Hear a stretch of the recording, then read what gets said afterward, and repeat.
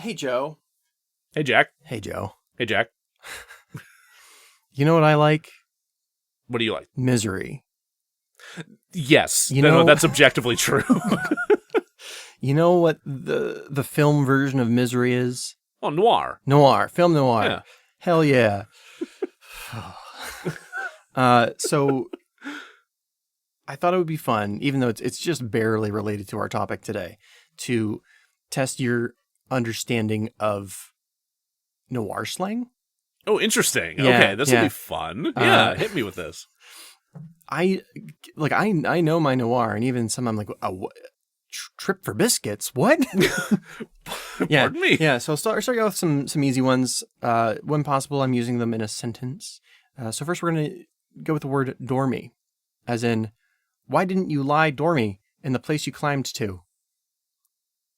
Why didn't you lie dormy? Yeah. Was it like still or like dormant or quiet? Yes, it's exactly what Okay. it is. It's dormant. Didn't need to shorten that, but they did. Yeah, see, that's All right. that's the same number of syllables. Yeah. You really didn't need to do that. All right. To let the daylight in, or fill them with daylight. Is that like pump them full of holes? Is that like Yep. just a Yeah. just air raid yeah. guy two, with a two for two. Okay. Either stabbing or shooting somebody.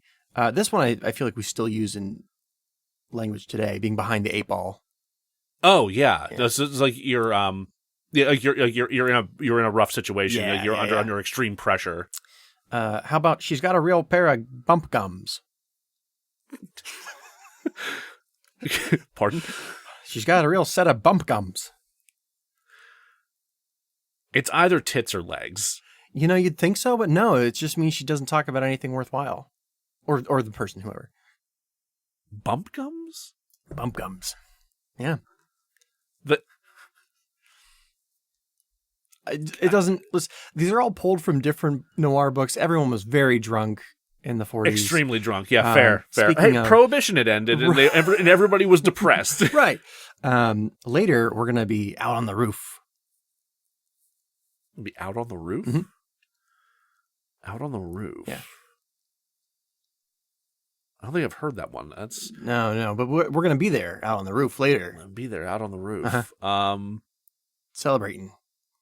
Is that what it means? Celebrating? It means being drunk. Being oh, Yeah. okay, gotcha.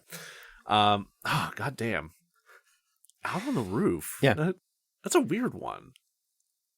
Yeah, that one's... I do like that one. But I'll look at the etymology of that more later to see where are they exactly getting that. I'm assuming that like just Raymond Chandler, whatever popped into his head at the time, he was just writing so much at the time. He's like, there's bump gums and they should have been dormy. So, got a real butter and egg man here. Butter and egg man. Butter and egg man. Yeah. We're going out tonight with a butter and egg man. Butter and egg man. I'm As they say, Is this- Kanye West is a real butter and egg yeah, man. okay. So my initial before you said Kanye, my initial inclination was with a real rich guy. Yeah. So because those are fairly rich foods, like Yeah. in terms of fat content and whatnot. Yeah, you just, I'm sure that much thought didn't go into it, but yeah. maybe Yeah. maybe it did. Maybe. Who knows? Yeah, they're the person that like takes you out on the town and like pays for everything. Yeah, they're the bankroll. Yeah. Okay. Yes. Okay. So I'm doing better at this than I expected. Two more. Okay. He was way too far off the track. Strictly Section 8. We're looking at the phrase off the track. Okay, I thought you were talking section 8 for a second there. Off the track. It was like he's completely lost it? Yeah. Okay. Yeah. Okay. He's gone completely insane. He's like off the rails. Yeah. And then the one that I mentioned, trip for biscuits. So I'm not using a sentence. Trip for biscuits. Yeah. Okay. You get there fast and you get there alone. Or you got a trip for biscuits. You get there fast, you get there alone, or you got a trip for biscuits. Yeah. That's a tough one. Yeah. Shit. Yeah. Is that like you got to pay the consequences? Like you got like Close. There was no reason for you to go. Like you made the trip and got no results. but biscuits. But yeah, that's the misleading part. You're like, yeah, but Yeah, like biscuits. I like biscuits. A trip for biscuits sounds delightful. But if you I want biscuits. I brought biscuits this morning. You did, and they were great. Almost put me into a coma, but they're still good. And now you all know how to speak drunk detective. Great. Hooray. Holy shit. Welcome to DeRazzled, everybody, where the podcast takes award-winning worst films and fixes them. I'm host Jack Culbertson, and here to suffer alongside me, as always, is also host Joe Nealis. We're back. All the movies on DeRazzled won Worst Picture at the Razzies. The Razzies, for those of you who don't know, are something of a reverse Oscars. They recognize the worst film of the year.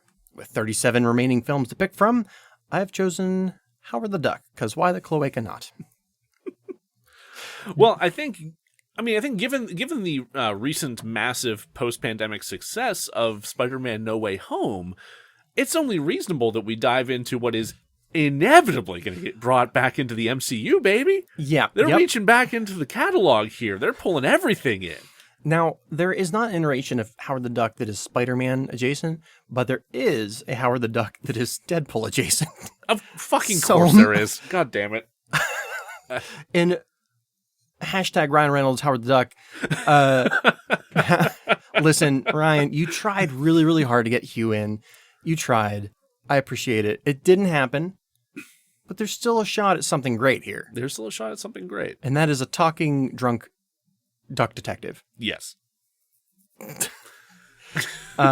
Jesus. Okay, well, what exposure did you have to Howard before? Not a lot, honestly. Mm-hmm.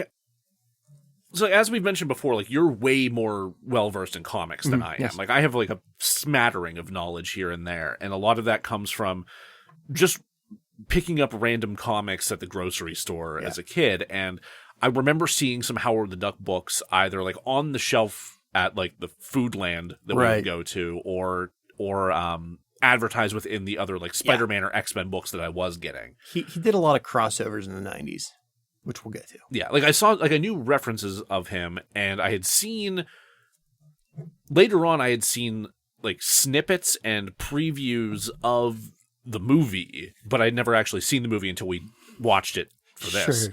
Sure. And then after that, like the only thing that I really knew about him was that everyone hoped he would show up in Guardians of the Galaxy because James Gunn was doing some weird things. Right. And lo and behold, he did briefly. In 1 and 2. In 1 and 2, yeah. Hopefully 3. Who knows? I would like to see Howard have a larger part in the MCU, but we'll get to that. So when I was growing up, it is an understatement to say I was a Star Wars fan. Oh, sure. Like, I was fanatical. I remember there was like Star Wars Insider, it was like a fan magazine, and with it would come just extra posters and stuff. And one of the posters was this really, really well done drawing. I think the artist's name is Drew Strasberg, something like that. He did the like Indiana Jones posters. Oh, okay. Okay. And the Star Wars ones. Like, he's fantastic. Yeah, no, those were iconic posters. Well, he did like a drawing of like George Lucas and then all of his like different franchises around it. And Howard's in there. Yeah. That's the thing that blew my mind about this going, because for as much as I had seen about the movie like earlier in life, I did not know George Lucas had any hand in this. So, God, now that I'm thinking about this, Howard the Duck is part of my filmmaker origin story. Really? Yes. Loosely, but yes. Okay. So one of the things that made me first want to get into filmmaking was this show on the Sci-Fi Channel called Exposure. And I'm not familiar. It's probably garbage, but like I remember it fondly. It was a short film, mostly sci-fi, somewhat horror, where the host was Lisa Marie, who was at the time with Tim Burton. Okay. She plays a bunch of like small parts. Like she was Vampira in right. Ed Wood. Yeah. I think we talked about that. Yes. So they would put her in like skimpy, tight sci-fi 90s outfits. Like you do, yeah. Right. And then she would just like, now we're going to watch this one. Now we're going to watch this one. Now we're going to watch this one. And there was an episode, I have it recorded on the VHS tape somewhere, that contained a short film called Lucas in Love, which I'm sure you can find on the internet somewhere. It is worth a watch, especially if you're a Star Wars fan. And it's George in college trying to become a filmmaker and having like a hell of a time coming up with a script. Okay. And it's him like meeting this girl and seeing these like very obvious inspirations for Star Wars. Like you see like a very tall man and a very short man, and they're like bickering with each other. Another one like clicks at him. And like the girl he falls for has like buns on her head. So like that, I don't want to give it away. It's cute. But it ends with like the climax of the thing. And then everyone's kind of like standing around like, what do we do now? And I think his roommate comes in with a duck and he's like, I want you to meet Howard. Oh no. Yeah. And I saw that and I was like, I want to be a filmmaker. Okay, so that note that got you started on that path ends with Howard the Duck. Right. Okay.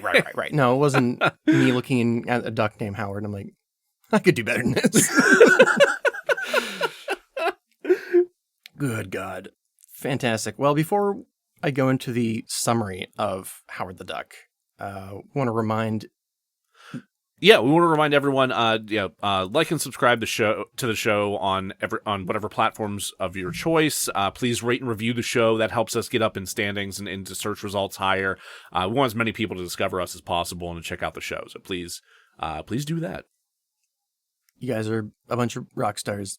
Definitely not a bunch of ducks. Quack, quack, quack. All right, let's get into the movie summary. They crammed a lot of story into this, I think, hour 40-minute movie? Something like that. Yeah, they really jam-packed this thing. Got the mouth already. Okay, we pan across the glowing cityscape. Full moons perched overhead. A melancholy trumpet brings the mood low. You light a Lucky and sling a bourbon, ready for the TCM to bring you the best in gritty film noir. Definitely film noir, and not a movie about a horny duck with aspirations of playing in a rock and roll band. Except it is a movie about a horny duck with aspirations of playing in a rock and roll band. You slam your bourbon and lower your expectations. No? Lower. Lower. Close enough.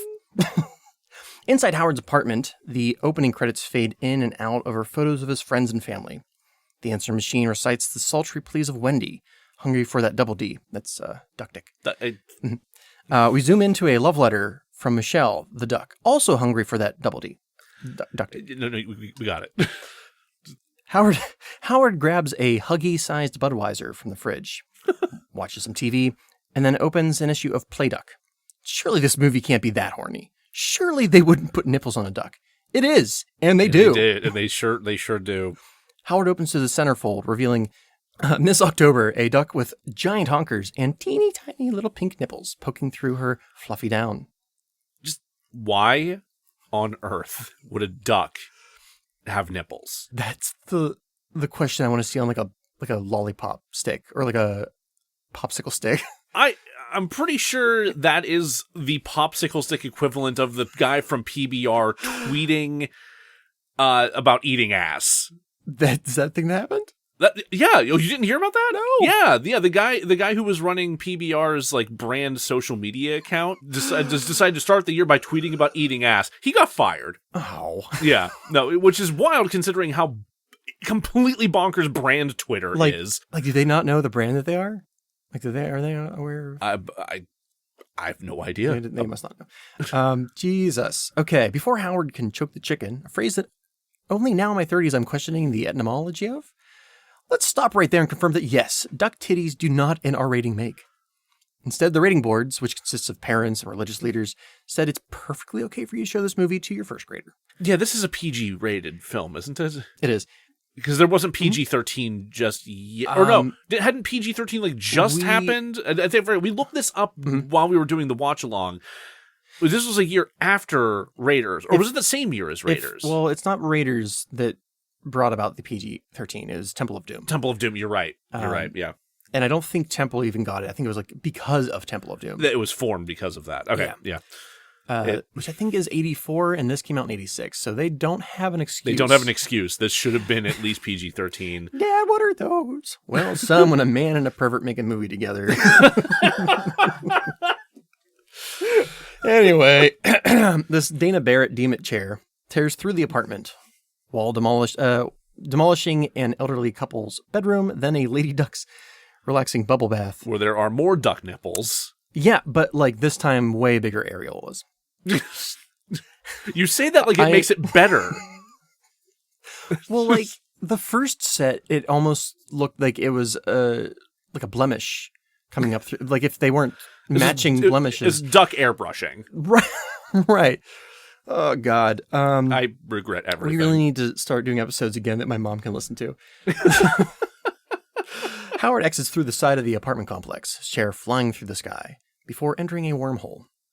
A narrator, who isn't but might as well be Marvel's Uatu the Watcher, poorly explains to children and uncomfortable adults of the 1980s the concept of the multiverse.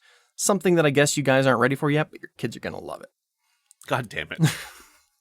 Howard falls through the Phantom Zone, space mirror thing.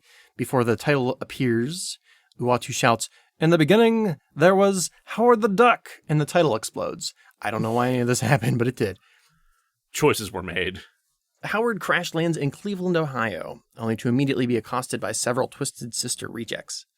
They toss his ass into a legitimately awesome-looking bar, where a Joan Jett-esque band, Cherry Bomb, begins to play.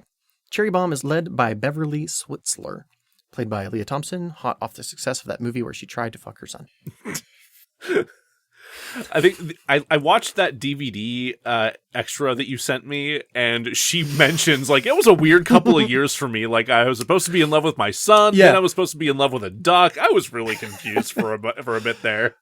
And I think I told you that she had initially turned down a couple of movie offers while making Howard. Mm-hmm. And then when the press came out that like Howard was going to bomb really bad, she immediately like accepted all those movie offers because she's like, I'm never going to work again after this duck movie. Okay, so assuming Howard is a child in a duck suit, the bouncer gives him the rummy toss. Fleeing, Howard avoids being run over by a garbage truck, interrupts a couple necking in the alley, and is nearly run down by Satan's sluts, a biker gang made up of surly women with big hair, fabulous eye makeups, and Mom, is that you? A duo of Droog pledges harass Beverly as she leaves. They for real though. Yeah.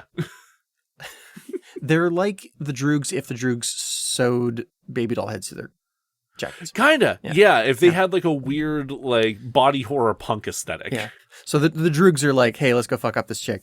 Howard comes to her aid, threatening to use quack fu, as first seen in Howard the Duck number 3. The fight scene is so-so, but knowing that the actor, Ed Gale, was essentially blind in that suit, I am honestly impressed at how natural he makes those movements look. Seriously, that was the thing that was the most wild for me to learn about this film, was just the fact that he did so much of this without being able to see, because he could only see when the duckbill was open. Right. He learned his blocking by walking it backwards. Yeah, that's wild. Yeah. So I've got nothing bad to say about him. No, he's great. After Bev thanks Howard for the help, a storm breaks out. Feeling bad for Howard, the literal duck, for getting caught in the rain, she invites him back to her place. The writers, who notably worked on American Graffiti and Star Wars New Hope, foreshadow the future conflict between Bev and the band's manager, who is also her landlord. No, it's rough. Don't get into business with your landlord. So many bad ideas. Before Bev offers Howard a saucer of duck. Ducks ain't cats, Bev! Howard and Bev exchange witty banter, and for a second, I think maybe this movie won't be terrible. Then Howard falls out of the chair and has a Nam-style flashback of that time 2 hours ago when his chair was sucked out of his living room. The horror. The horror. While tucking Howard into bed, Bev discovers Howard's wallet. This isn't important, but kudos to the prop master, because if you look in the little, like, where the photos are kept, behind the one with some, like, duck babes, there's a feather put in there, almost like a lock of hair. Oh, I missed that. Yeah, it's really subtle. It just happened to like pause at that moment. Oh, that's a quick gag. Yeah. I didn't even catch that. Wild. Yeah. Okay. It's probably because you were distracted by the unwrapped condom or that was the worst. Just ducky rubber. I'm sorry. Bye, everybody. I can't. See it. It looks like dried, hard-day-old pasta. I hate that I know the reproductive habits of the duck, which I will only describe as a process that H.R. Giger would find fascinating. Fair. Corkscrew wieners aside, I genuinely enjoyed this scene. There's a lot of character and relationship building without it feeling forced. It's like almost enough to put aside the awkward sexual tension between a woman and a waterfowl. Yeah. Almost. they draw a little too much attention to that in some moments. But also their repartee is very natural and which like the writers having worked on American Graffiti, that makes sense to me. Like it's a very like chatty banter movie. Plot light, character heavy. Sure. But when I think it's called lamp shading, when you draw attention to the elephant in the room. Yeah. It's like, hey, this is a problem in the script. Let's point it out. We're acknowledging it, so that makes it less bad. A lot of times that works. I like that tool, but here it kind of works against it. Okay. Anyway.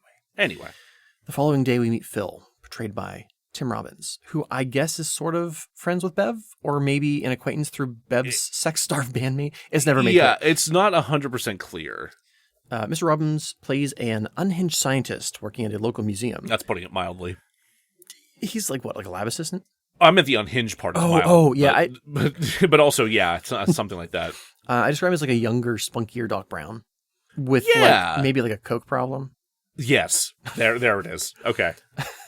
Bev and Howard have gone to Phil in hopes that this vaudevillian plot device can help Howard get back to Duck World. Phil is more interested in communicating with Howard in a Donald Duck voice, which shouldn't feel racist, but it really does. Just pissed, Howard leaves. He and Bev fight, leading to the two separating. Howard scares off some children and a stunned man eating a sandwich. This is the closest we get to the grumpy asshole version of Howard that is in the comics. Sure. A series of pointless scenes follow in which Howard attempts to bite the juicy ass of a social worker, becomes a jizz mopper at a bathhouse. Completely unnecessary scene. and like, kind of like at least the social worker scene was like brief and had some funny gags. Yeah. Him working at a bathhouse. Served no purpose. No, and you got that duck suit all goopy. Unnecessary. He also watches a bloodthirsty Elmer Fudd, who's just like bloodthirsty for duck hunting. It felt very Cleveland. Maybe that's it. They're just trying to further set the tone of Cleveland in the film. Just nothing but like social workers with juicy asses and bathhouses full of mud. If you're from Ohio, let us know if this is what Cleveland's like, because I don't think that represents my time there. I've never been, so I just assume it's exactly like that. The downtrodden Howard returns to the club where he first met Bev. There he runs into Cherry Bomb's manager and his goons. A fight breaks out. Howard beats the hell out of the goons with a little help from a strangely eager bartender who hands him a bottle for busting heads. I loved that. It's so good. It's subtle. It's like, here you go. Yeah. Just like goes right with the flow. Howard doesn't even stop, doesn't ask any questions, just immediately bashes this guy in the head with a bottle. Howard threatens space rabies, and the manager instantly relinquishes ownership of the band to Howard. Space rabies. They like go at like a close up in his face, like space rabies. Backstage, Howard apologizes for being a douchebag to Bev. Phil enters the dressing room with beer and pizza, sees Howard and says something inappropriate in Mallard, which I will attempt to Mallard. Repeat. I hate myself for doing this, but it's something like waka waka waka. It sounds like that. Yeah, he's kind of Fozzie Bearing it a little bit. Yeah, it's like halfway between a Fozzie Bear and a duck. Howard asks what a pizza is. Phil says it's a circular Italian food object, which isn't wrong. That's not wrong. Yeah. He then steals one of Howard's feathers before running off, laughing maniacally as he does. Tim Robbins really goes for it. What a weird character. Like he leans in hard, but like what a strange character. Like even for this. We cut to Bev's apartment where, depending on your browser history, we answer the question you've either been eagerly waiting or dreading. She gonna fuck that duck? After flirting it's either she gonna fuck that duck or is she gonna fuck that duck? Right, it's the emphasis. After flirting with Bev, Howard is surprised when Bev reciprocates. So yes, she gonna fuck that duck. She called his bluff. She did. I actually enjoyed how like uncomfortable he got. Like that was fascinating. Like instead of having it play that he's like all about it.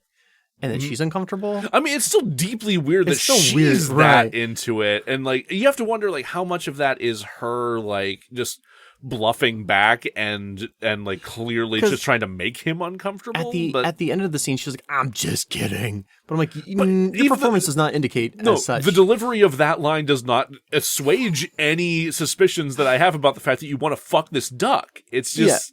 Yeah, it's... So she strokes Howard's chest until his feathers kind of like, there's got to be a name for that, but it looks kind of like a bird mohawk type thing. Yeah, He's he clearly starts to aroused. like, he clearly becomes aroused because his head feathers just start to stand up on end. Right. Howard stops her before she can take off her shirt because featherless breasts aren't his kink.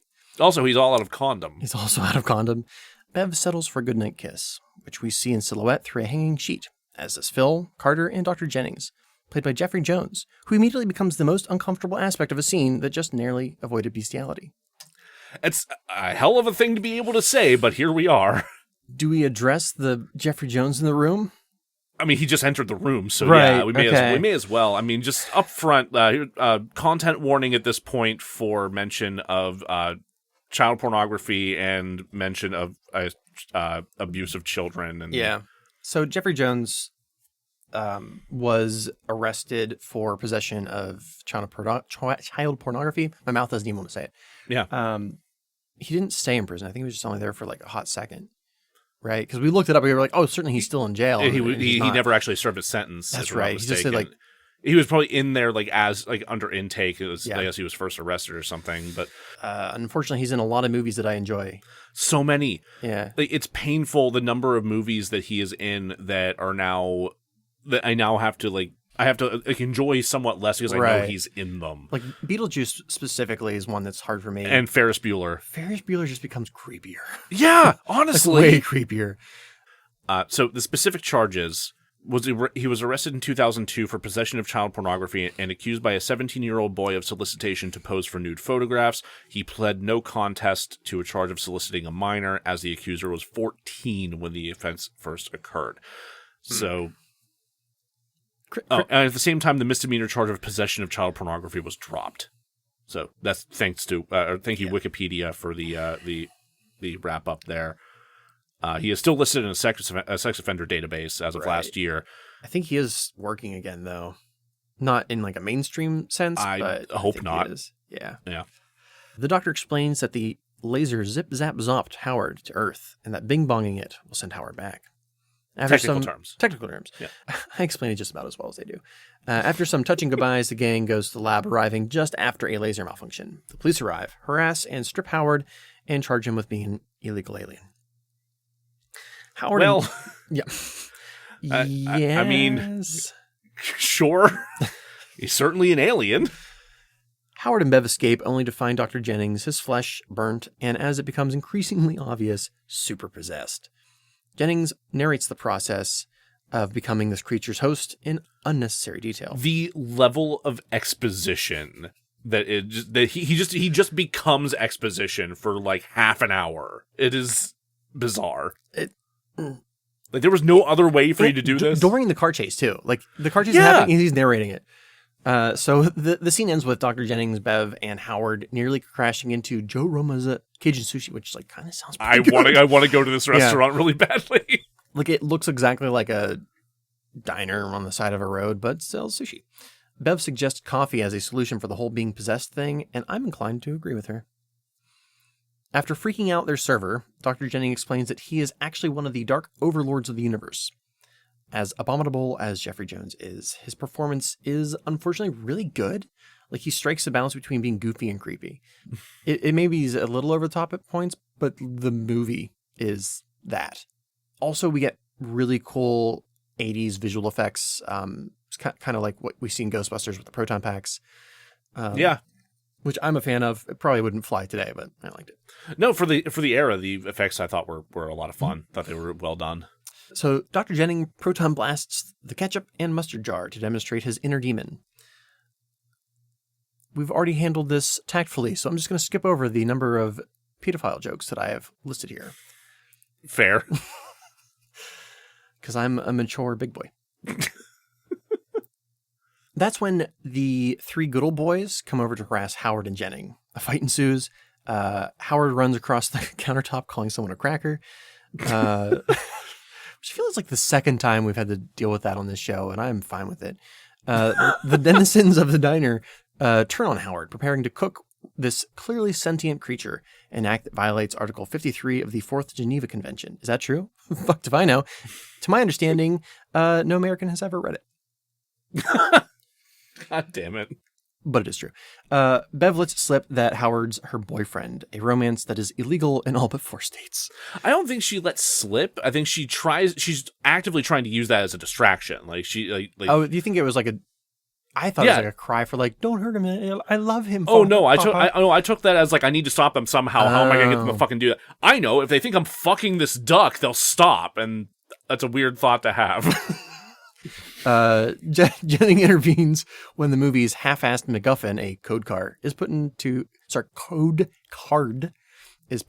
danger. I said like code car. A little bit. It's fine. What follows is, as described to Joe earlier, the moment in a video game when the player gets a new power and just has to destroy everything in sight. Yeah, it gets full sandbox mode for a little bit there. Jennings does this, aimlessly throwing lightning and fire around the diner. Like, even Howard's like, they get the point, Jennings. The scene... Like, when your characters have to actively point out, like, shut the fuck up, that perhaps you're doing too much exposition. The scene ends with Bev being Princess Toadstooled away. At this point, we're an hour 10 into the movie, and while it's not like a great movie, it was pretty watchable up to this point. The remaining 40 minutes, however, are an absolute slog. So we're going to yada yada a little bit. Dr. Jennings steals a tractor trailer, tossing Bev inside, intending to use her body to house one of his overlord bros. Hungry, he extends his quivering horned tongue from his mouth, plunging it into the cigarette lighter socket and absorbing the truck's juices. A look of orgasmic delight on his face. Somewhere, Clive Barker gets a chub and does not know why. He knows. He knows. Cigarette lighter. We cut to Phil calling the cops fascist for stealing his baseball cap. ACAB, my dude. I like to pretend that scene was entirely improv. Yeah. We then see Howard hidden pretty well among a bunch of like lawn statues of barn animals. Yeah, that was kind of fun. Yeah. Although he's standing on one leg like a flamingo, but whatever. Yeah. I guess, do ducks do that? Can they do that? I have no idea, actually. I feel like they're too wide, heavy. Anyway. Yeah, I feel like their legs are probably too stubby to make that actually work. Right? We'll have a biologist come on the show and discuss it. Get a waterfowl expert. Yeah. He helps Phil escape, the two hiding out in a nearby garage where they find a ultralight aircraft, a half bike, half glider, and a libertarian's wet dream, as it exists in the illegal gray zone, needing no registration or pilot's license. Idiots. Fucking stupid. How'd that town go for you guys? Which one? The libertarian town that they put together with only libertarians and it got overrun by bears. Oh! You didn't know about that one? I think I have heard of that one, actually. Yeah. Because I feel like that kind of thing has happened multiple times. It always goes wrong. Bears fucking love it. Just the bears can smell Thanks for building this town for us. The bears can smell the libertarianism, and they just go straight for the town. You guys aren't going to restrict us in any way, so fuck it. It's a weirdly political episode. Oddly? Which actually is appropriate for Howard the Duck, the comic, but not the movie. No, not the movie. By morning, Phil has fixed the damn thing, which leads into what was an extremely difficult and expensive chase scene between the police and the ultralight aircraft. I really want to know how much that scene cost. I think they said, aside from the duck costume, it's like the most expensive. Oh, it has to be. Good Lord. It's super boring and long, and it like does nothing for the characters. It's overly long and way too intensive. Like, they land the damn plane thing on top of a moving truck at one point. Yeah, they go under some bridges. Tim Robbins hangs off the bottom of it. Yep. He has to like fix the plane at some point. Yep. I'm like, this isn't Indiana Jones or like Mad Max. Anyway, so like we intercut between that and Jennings stopping at a power plant to like have a snack of the power plant. It just goes back and forth. There's like some funny bits, like Howard scares off some duck hunters. I mean, that was pretty good. I enjoyed that. Jennings firmly insists that his name is not Jack. That was also good. I have no license. I am not Jack. God, I hate that I enjoyed his acting. I know. It's mostly just filler till we get to the last 25 minutes. So with 25 minutes left in the film, everyone arrives at that laser thingy. Snidely Whiplash ties Bev to the table beneath the laser. Howard and Phil grab a neutron disintegrator, which is like in storage because reasons. Yeah. Dr. Jennings aims I think they say spectroscope at the overlord Did they planet. say spectroscope? Which I can't be right. That can't be. No, they're throwing science words at the wall and right. seeing what sticks. That's all that is. That's why you gotta say like bing bongs and zip zops, because no one can argue with those. You adjust the bling blong to zep bip. Blip bloops. Needs more zazz. Definitely always more zazz. He is transformed into a Cronenbergian Dr. Wiley. Am I saying that right?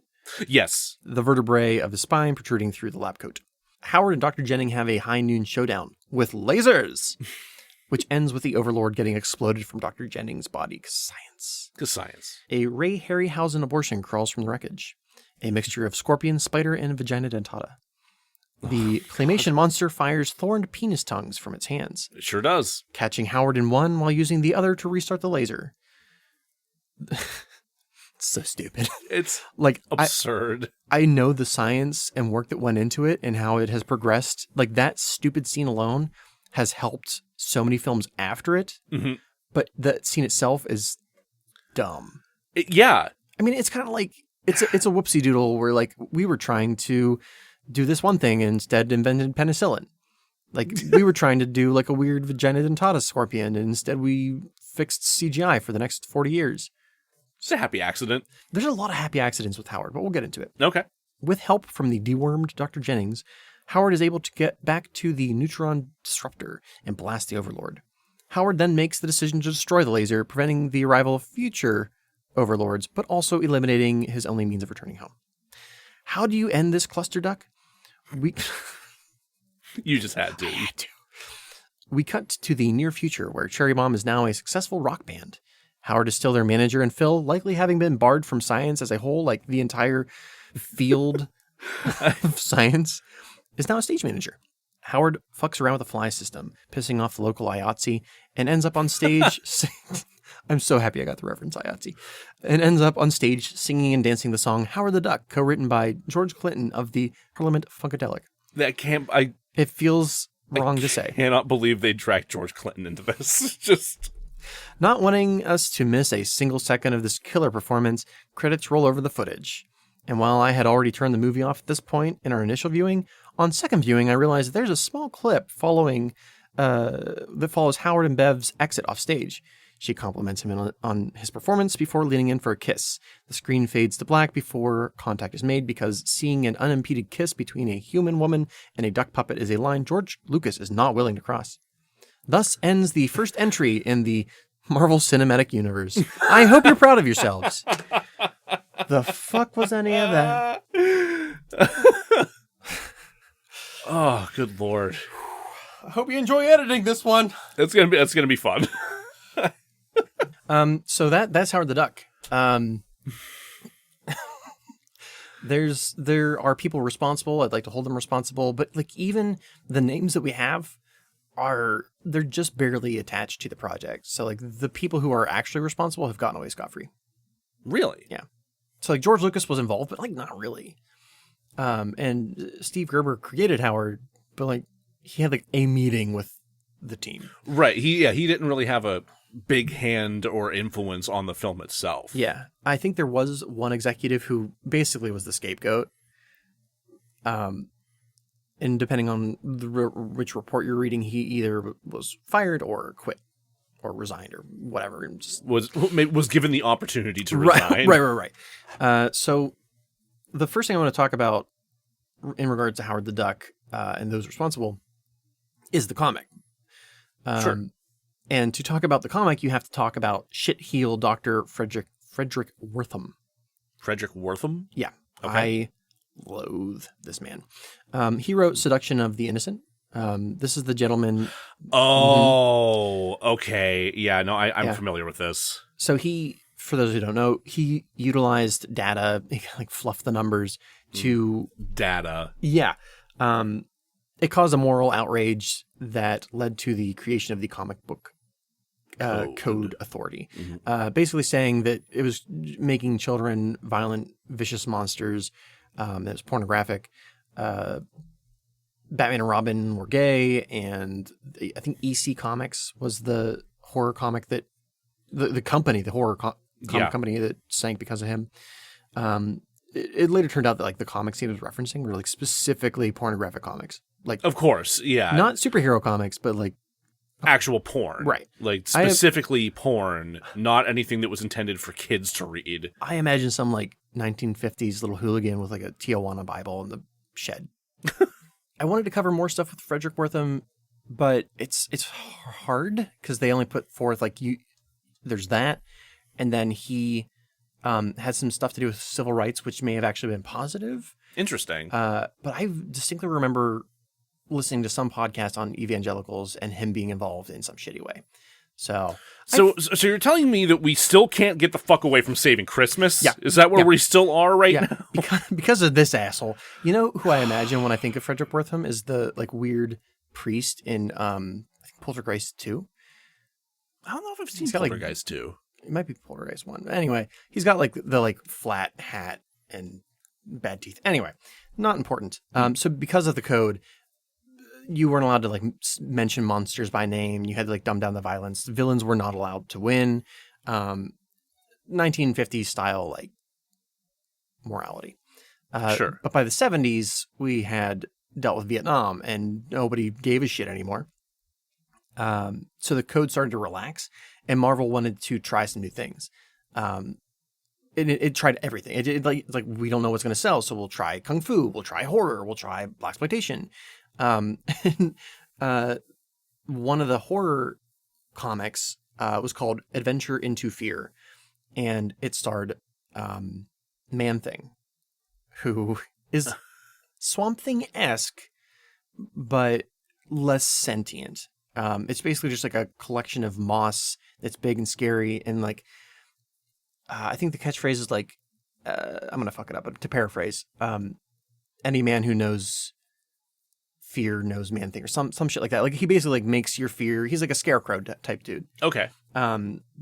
So because he doesn't talk, or it doesn't talk, they have a lot of supporting characters, and one of those characters was Howard the Duck. Excellent. Who went on a magic mystery adventure with them, and so I should mention he was created by Steve Gerber and Val Merrick, I'm gonna say. Okay.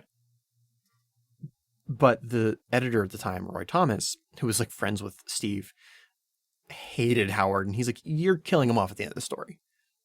And Steve's like, "Fine."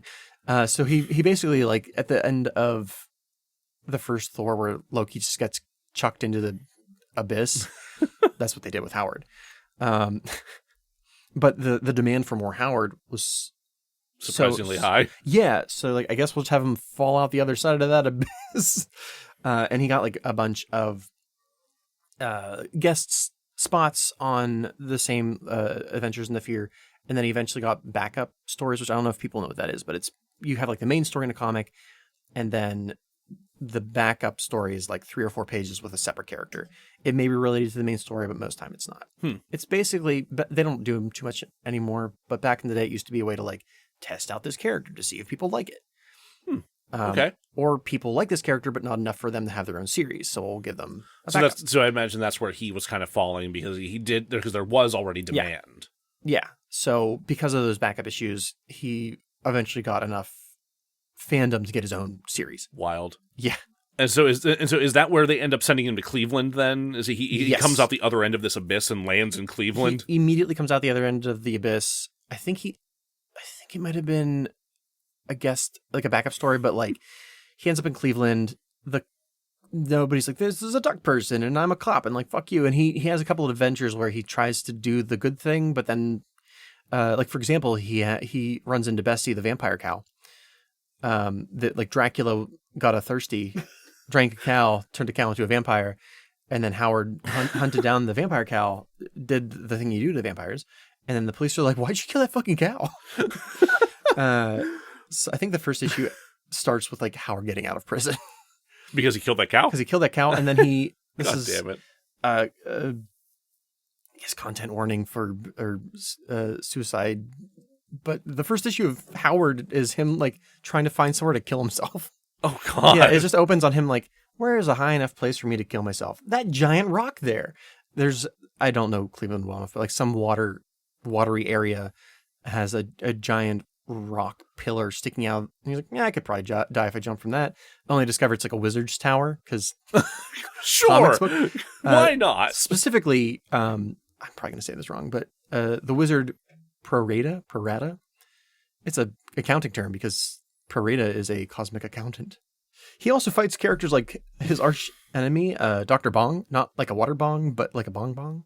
The sound. Like a bell bong. Yeah. For those worried about Bessie the Cow, don't worry. She comes back. She's currently a member of Deadpool Inc. Excuse me? Yeah. Bessie's doing fine. She hangs out with, although she's more humanoid now. Like before, she was literally a cow with like a cape. Now she like walks. She's bipedal. Sure. Okay. She's doing all right for herself. And then throughout his adventures, so when he goes to the tower, that's where he meets Beverly Switzler, she was also captured by prorata by compound interest, the wizard. Right. The cosmic wizard. Right. So those initially the comics kind of fantastical like comics do, and then it becomes a little bit more political the more Steve Gerber is allowed to do whatever the fuck he wants. Well, you figure you're going to have to start fantastical whenever your protagonist is a surly talking duck who smokes a cigar. Who smokes a cigar in Cleveland. Yeah. I don't think you can talk about Howard the Duck without talking about the many lawsuits. Lawsuits? Yeah. Okay. So Disney sued Marvel because Howard looked too much like Donald Duck. There are some early images of him where he is pantsless and wearing blue and so on and so forth. Yeah, I could see how that would happen. I had wondered whenever I saw those older images, like, did they get in trouble for that? They did, and I think, I'm not sure if this is correct or not, but I think in other countries the word for duck was basically Donald Duck. Like there's too much I have no idea. How the hell do you get so big in a country that your fictional character becomes eponymous for a species? Right. Yeah. So like your duck looks too much like duck and our duck, so you got to change that duck. They specifically wanted him to wear pants. Sure. And the one that makes me uncomfortable is they wanted his webbed feet to be finger toes, which I don't like anything about that. If you look at the like Marvel MCU version of Howard, he does have like finger toes. Really? And pants obviously, but yeah. Well, I mean, the pants I expect. The pants are fine. Yeah, the pants are fine. And depending on who the artist is, he's also drawn either with webbed feet like a duck or finger toes or somewhere in between. So Marvel ended up firing Steve Gerber, the creator of Howard, because along with the comic, he was also writing strips for the magazine. Okay. And he was coming in late or like giving it to them like the day before print. And they fired him. It kind of, to me, sounds like they had the excuse to fire him because he was late, but also because he was a huge pain in the ass. Like, he sounds like the kind of guy that is constantly fighting the system, no matter if the system's helping them or not. So he's just like contrarian. Yes. Okay. Yeah. I don't know that for a fact. He's also since passed, so I can't ask him. But from what I've read, I'll get the Ouija board. It's would fine. you? Yeah. Like even just reading the comic, I'm like, this guy sounds like he'd be a pain in the ass to work with. He reminds me a lot of Ralph Bakshi, as does Howard. So have you heard of Fritz the Cat? Yeah. That whole I don't know when Fritz came out, but like it's an animal who is anthropomorphic, who comments in society, who's kind of a douchebag and gets into trouble. Does he also smoke cigars? He drinks. He drinks. Okay. Yeah. There's some similarities. Yeah. Although Fritz is way hornier. Anyway, I don't want it. You would not enjoy that movie then. At least they're all animals in that one. Okay, that's a little better. That's at least I'm not imagining Leah Thompson fucking a cat. But I feel like if you got Steve Gerber and Ralph Bakshi in a room, they would very much get along. So I can't remember exactly why Steve sued Marvel, I do, but it doesn't make sense to me. Okay, why? What's the reason here? He was suing Marvel for rights to Howard, but okay, and things have changed a little bit since then. And I don't want to get on like a comic book history tangent, but it used to be that like if you worked for Marvel, you were for hire, right? Like you were for hire. Yes. They owned any characters that you created. And I feel like if it was the 70s, so that would have been like pretty well known. So I don't know why he thought he could sue for rights to Howard. But he did. He did sue. And they did settle out of court, but I think partially because the movie had started to be in production. And they're like, we don't need to deal with this while we're also in production for Howard the Duck movie. Yeah, sure. At the same time, Steve created Destroyer Duck for Eclipse Comics, which either has been bought up or doesn't exist anymore. I've never heard of it, so they did some cool stuff. I think Jack Kirby created it because he was also tired of like comic book rights shit. But Steve specifically created Destroyer Duck to help pay for the lawsuit, which I only bring up because it leads into the Great Duck Heist, one of my favorite, most petty moments in comic book history. Oh, okay. I'm excited to hear this. So Marvel and Steve Gerber kind of like had an on again, off again relationship till he passed. I think in the 90s, they were trying to court him back to writing Howard because Howard still was popular, but the fans only wanted him to write Howard. Okay. Wait, they didn't want anyone else to tackle the character? The fans wanted Steve Gerber to write Howard. Okay. Because he was so closely associated with the character. And like some other people had written him, but it just didn't have the same zazz. So Marvel asked Steve if he'd write a Howard Spider-Man issue. Oh, God. But he was concerned that, like, so he at the same time had already planned to write Destroyer Duck and Savage Dragon as a team up issue. And he didn't want, like, one duck to steal the other duck's thunder. Eric Larson, who created Savage Dragon, I think this was at Image Comics, I want to say. He's like, well, why don't you do like an unofficial crossover? And Steve's like, I like that idea. They'll never go for it. But they did, because they're stupid. They're like, yeah, sure. If you want to write it, like, sure. So he started working on the two comics, and he found out that the reason they wanted him to come back was they wanted him to like basically launch this crossover series and then not invite him back for the rest of them. So like Howard would go on to like Howard and Gambit, Howard and, Howard and Gambit's a weird combination. Yeah, really, like Howard and any character is a weird combination. Yeah. Except for Rocket Raccoon. Like, no, that makes a war. That I would actually really like to see. Yeah. The following volume, they team up of Chip Zdarsky's run. Anyway, the only run of Howard that I've really enjoyed is Chip Zdarsky. Some of the older comics I do enjoy as well, especially Howard running for president. Yep. Anyway, so this pissed Steve off, right? Like he's like, "Oh, you're just bringing me in to like launch this thing, and then you're telling me to fuck off." Yeah. Right. So he's like, "All right, well, I've got a very petty idea." So within the comic, Spidey and Howard and Beverly track the villain to a warehouse. It's such a lame villain. I don't even remember. I think it was like an elf with a gun or something like that. That's a real character. I know. We've discussed Elf with a Gun in the past, I believe. Well, in the Image comic, Savage Dragon and Destroyer Duck are led to the same warehouse. The villain, seeing this like multitude of ducks, starts zapping thousands of anthropomorphic ducks into the warehouse. So you have like a Superman duck, the esque duck, and you have like all these different ducks just like filling this warehouse. So once the villain is defeated, the place begins to crumble. Spidey grabs Howard and runs. Savage Dragon grabs the real Howard and runs. And then in the Image comic, he and Destroyer Duck comment on like, why did those guys grab a clone duck? So in the Image comic, Steve Gerber stole Howard and Beverly and left Marvel with a lifeless clone. Yeah. That's amazing. Like I've looked at the panels and I'm like, one, how did you get away with this? Like, how did Marvel not like throw a shit fit?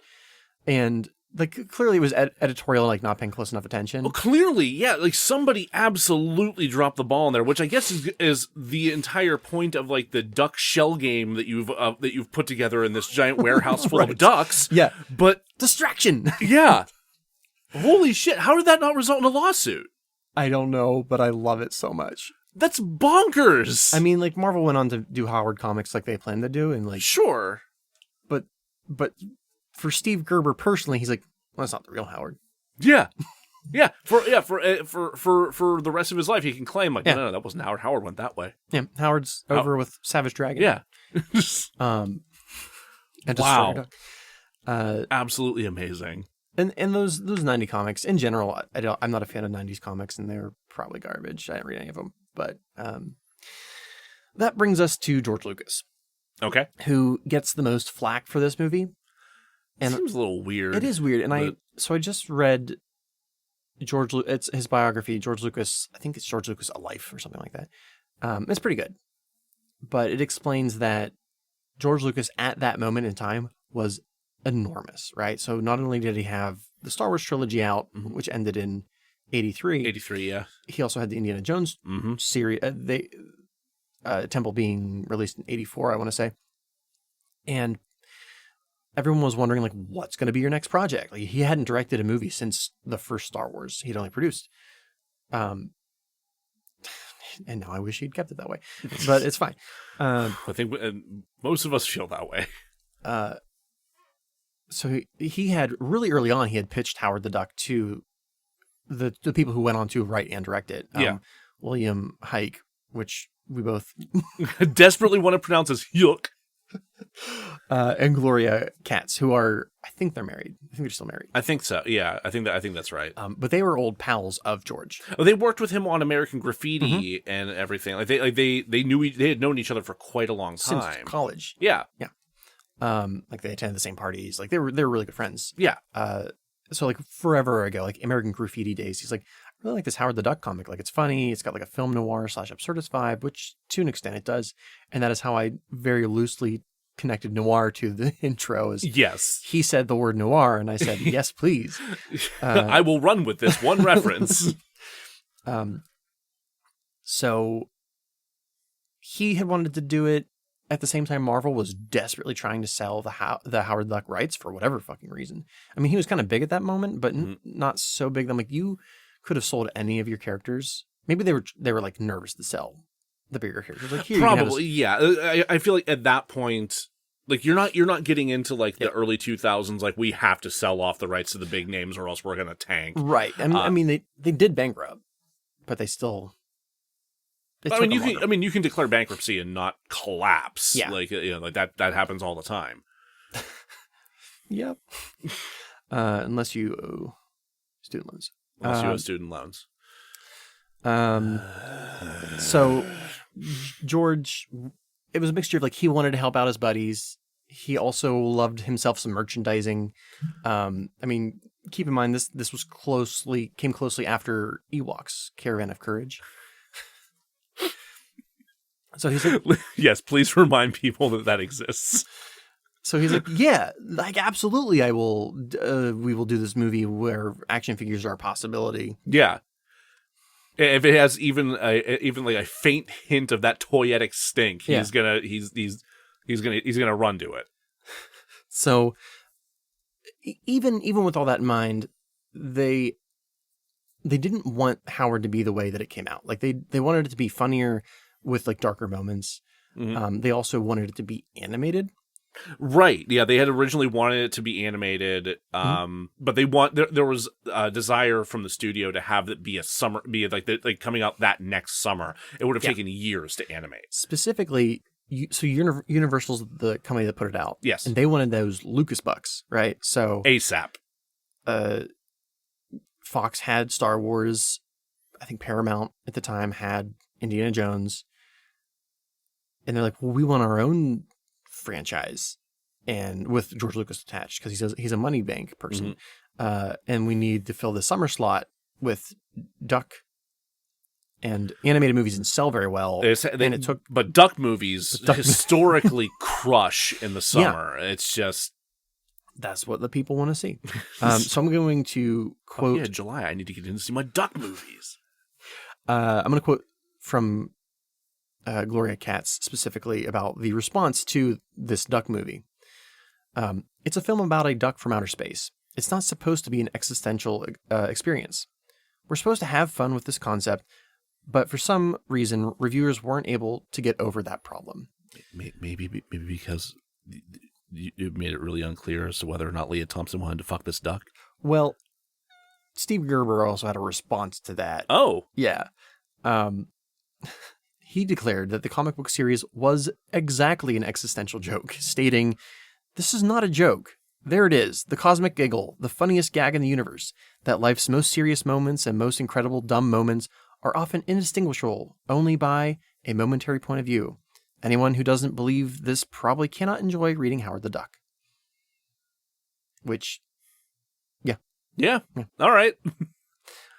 So in regards to it being animated, or not being animated rather, Lucas was like, well, I got this ILM. It can do things. They can do things. Yeah. And So hence came the puppets and the costumes. Which, to be fair, are groundbreaking. Like, yeah, genuinely. Like the level of expression they're able to get out of this damn duck is wild. Like reading the George Lucas book, he oftentimes, maybe not in a good way, but like oftentimes pushed ILM to do more than they were capable of. Sure, I'm not surprised. And this is one of those examples, I'm sure. Everything they've done is one of those examples. Yeah, if George Lucas is involved, like behind the scenes, it's an utter disaster, but they make such giant leaps in technology each time they do something stupid like this. Amazing. Like, and George is never happy with it, or wasn't happy with it, but we got, like, the dogfights in the Star Wars movies are ridiculously awesome. Yeah. And that's through ILM busting their ass. And like the Howard costume it's pretty, like his face is very expressive, even if it is a little creepy.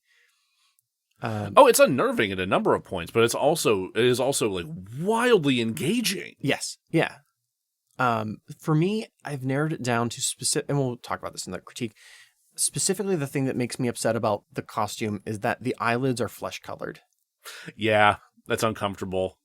But like at the same time, like I guess if you're thinking about a duck, like are they going to put feathers over his eyelids? We'll talk about it. I have some suggestions. Okay, cool. So some other things that happened. So originally Robin Williams was going to voice Howard.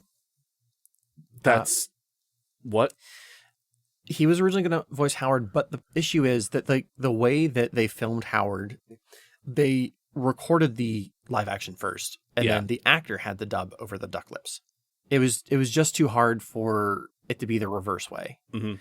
And they had considered Ed Gale, who's the person inside the puppet, for the voice, but it didn't like match up with what they wanted, and it was also super muffled. Didn't the puppeteer end up doing it? Like I remember that DVD extra video you sent me, or something about the, or like Ed Gale had said something about the puppeteer who was doing a lot of the like the actual motion. And I think the puppeteer did the.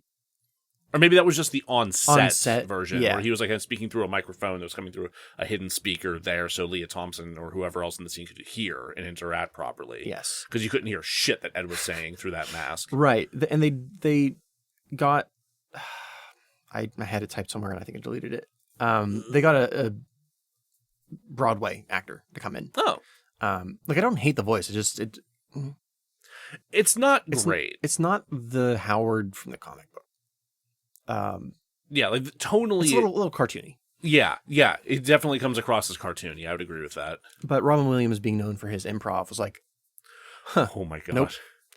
That would have been pretty cool. But. So, given some of the production delays and whatnot that took place, just like with trying to improve upon like the performance for Howard, like recursively as these things were going on. I can only imagine what a nightmare it would be to have to then redo a whole bunch of shit to make up for Robin Williams' improv. Because it would all be gold. It would be good. Yeah. You'd have so much great material to work with that like you'd feel beholden to have to actually do it at that point. Like, I guess the other way to do it would have been to record his stuff first, and then the puppeteer would sync up with the audio as it's playing. I don't know how you would do that. Maybe. I mean, the best way is to take Robin Williams and teach him how to be a puppeteer. And let him... Send him to Jim Henson School. Send him to the Henson School. I don't know if that exists, but it should. It should, and really. he will learn how to duck talk, and it'll be great. Oh my god, I love that idea. Just give Robin Williams a chance to like learn how to operate all these puppets, and like give him a little crash course on Sesame Street or something. Yeah. Just I mean, you had like Frank Oz did Yoda. Yep. He was a puppeteer. Mm-hmm. Originally, they wanted someone else to do the voice, but then George was like, "It's really good. It's really like, good. matches." It's Frank fucking Oz." Just But like at the time, it was like, it wasn't Frank Oz. It was Jim Henson's second in command. oh, Yeah, like he wasn't famous at that point. Mhm. That's true. It's like, yeah. it's the guy who does Miss Piggy's voice, which is amazing. But It is anyway, amazing. a couple of other quick factoids. So we've already talked about Jeffrey Jones, but Yep. he suggested the slow mutation of his character from Sunburn to Cronenberg. I will say the effects work on that was Mhm. amazing. Just Yeah. His character build, and also like it's a very slow progression. Like it's not like phase 1, 2, and 3, 4. It's you like really it is subtle, the Mhm. differences in some cases, and then by the time it's like full fledged, like you see like his cheekbones have Yeah. completely changed. He looks grotesque. even in the Diner Stone alone, it slowly changes. And She took my eggs. so fuck him, but like good idea. And It was a good idea. From what I understand, he did a lot of the, like keeping up with what makeup needed to be, because films aren't shot in order. Surprise. No. Yeah, yeah, because he had to think about where he was in his transformation every time, because they weren't shooting it in sequence. And I wouldn't think that would work out, but it did. And then once again, I just want to mention how awesome Ed Gale is. Wonderful. Just like just the physicality he brought to that performance is one of the reasons why like the Howard puppet and suit works. He deserves so much praise for that. Although, speaking of the costume working, it was one of the first times they had done wireless puppetry. Yeah. So they had like radio controllers and shit, and anytime like a plane would go by overhead or something, Someone's garage door was open somewher, and the duck mask starts freaking out. Which like, where's that footage? I really want to see those bloopers. Oh my god. But ain't technology fucking great? it's like again, I've been reading the book and listening to the problems they had with R2. I'm like, I would have never known. Just watching the movie, they're like, yeah, R2 was a piece of shit. Like, we hated that fucking droid. It was just a nonstop problem. And like Anthony Daniels just basically had to be like picked up and dropped off places. Yeah, you basically just put Anthony Daniels on a hand truck and just kind of roll him off somewhere. God. But so like Ed Gale would do like, the reason the performance between Leah Thompson and Howard works is because she's like, we acted off each other. Like Ed Gale's an actor. He's absolutely. And he deserves that recognition. Yeah, that is awesome. And the last thing I want to point out is that Howard is part of the reason why Pixar exists. Really? Yeah. So Pixar was originally a subsection of, I want to say, ILM. And they wanted to get into like animated features or animated films in general. Okay. And George was like, there's no money in that. You need to do XYZ, just basically being like a support system for ILM. And like work on specific effects. And they did that, but then at the same time, I forget the guy who was in charge, would also hire people like, yeah, I need to hire this like visual movement expert. And then he would like assign them to do like Pixar shit. Huh. So like at one point, so George Lucas funded all of his movies himself because he wanted complete creative control. Of course, yeah. Which sometimes worked out. I mean, in the long run, it definitely worked out. And there were points throughout his life where like Lucasfilm and ILM were not looking so hot. And one of the things that had to go after Howard tanked, he's like, I hate this part of my company anyway. I'm selling off Pixar. And Steve Jobs was like, I'll take it. Yeah. Check, please. Yeah. Just and here we are. Yeah. Now, after the journey that they've taken to eventually end up with Disney, here we are. Yeah. That's bonkers. I had no idea that there was a connection to ILM there. Mm-hmm. as they also own Lucasfilm now. So, or do they? Yeah, that kind of came like backwards Yeah. full circle, huh? So, yeah, that's the journey to Howard, the Howard that we have now. Good. Yep. That's a duck movie. God. Okay, so we're going to take a quick break, and then we'll come back with the dazzled stats. Well, yeah, we'll talk about the stats, and we'll get into how what worked, what didn't, well, and we'll fix this. We will. All right, see you in a minute. Hey, welcome back to DeRazzled. We're going to jump right into some stats. Yeah, we know we went a little bit long on the last bit here, so we're going to dive right in. So which Razzies was this, like numerically? I know this is early. This is the earliest film that we've covered in the Razzies history, if I'm not mistaken. That can't be true. Is it true? I'm pretty sure that's true. Well, I don't have a memory, so because the first Razzies was in 80. Mm-hmm. Yeah, that's correct. And this is 86. Yes, we haven't done anything before that. Yeah, it makes sense. Yeah, I think this might be our earliest one. Yeah, you may have noticed we're not going in any kind of order with these. Oh yeah, no. It's also the first one we are covering that tied for best worst picture. It did. It did tie. I keep wanting to say Cherry Orchard, but Chekhov had nothing to do with this. No. Cherry Tree, Cherry Moon. Under the Cherry Moon. Under the Cherry Moon. Yeah. It's a Prince movie. Yes. So we'll do the stats real quick. The general Rotten Tomato score is. Do you know this? Or you want me to? Do you want to take? I actually don't know this. Okay. No, I don't. I either didn't look it up or didn't retain it. What would you guess? I would guess 45. General. The general score, not the audience score. No, I mean it's 14. Oh, 14. Yeah. God damn. Yeah. How about the audience score? Oh, audience score. I'm going to stick with my 45. 38. 38. Okay. Yeah. All right. People didn't like this movie. Huh. IMDb. Out of 10? 3.2? That's what I would give it, but 4.7. Damn it. Yeah. Normally you're pretty good at these. Normally I am. Yeah, I'm off my game today. So I put all that game into the noir. At the Stinkers, our kind of sister shitty movie award show, at the 9th annual Stinker Awards, the Hastings Bad Cinema Society awarded Howard Worst Picture. In 1986, at the 7th Golden Raspberry Awards, Howard the Duck was nominated for 7 Golden Raspberries. It tied with Under the Cherry Moon for Worst Picture. So it was nominated for Worst Supporting Actor for Tim Robbins. Not surprised. But Jerome Benton from Under the Cherry Moon won. Yeah. It was also nominated for Worst Director for, is that right, Willard Huyck? But Prince actually won for Prince the won that one. Moon. No, here it won for Worst Screenplay, written by Willard Huyck and Gloria Katz, based on the Marvel Comics character created by Steve Gerber. Yep. It was. I hate this next one. Also nominated for Worst Original Song for Howard the Duck, written by Thomas Dolby, Allie Willis, and George S. Clinton.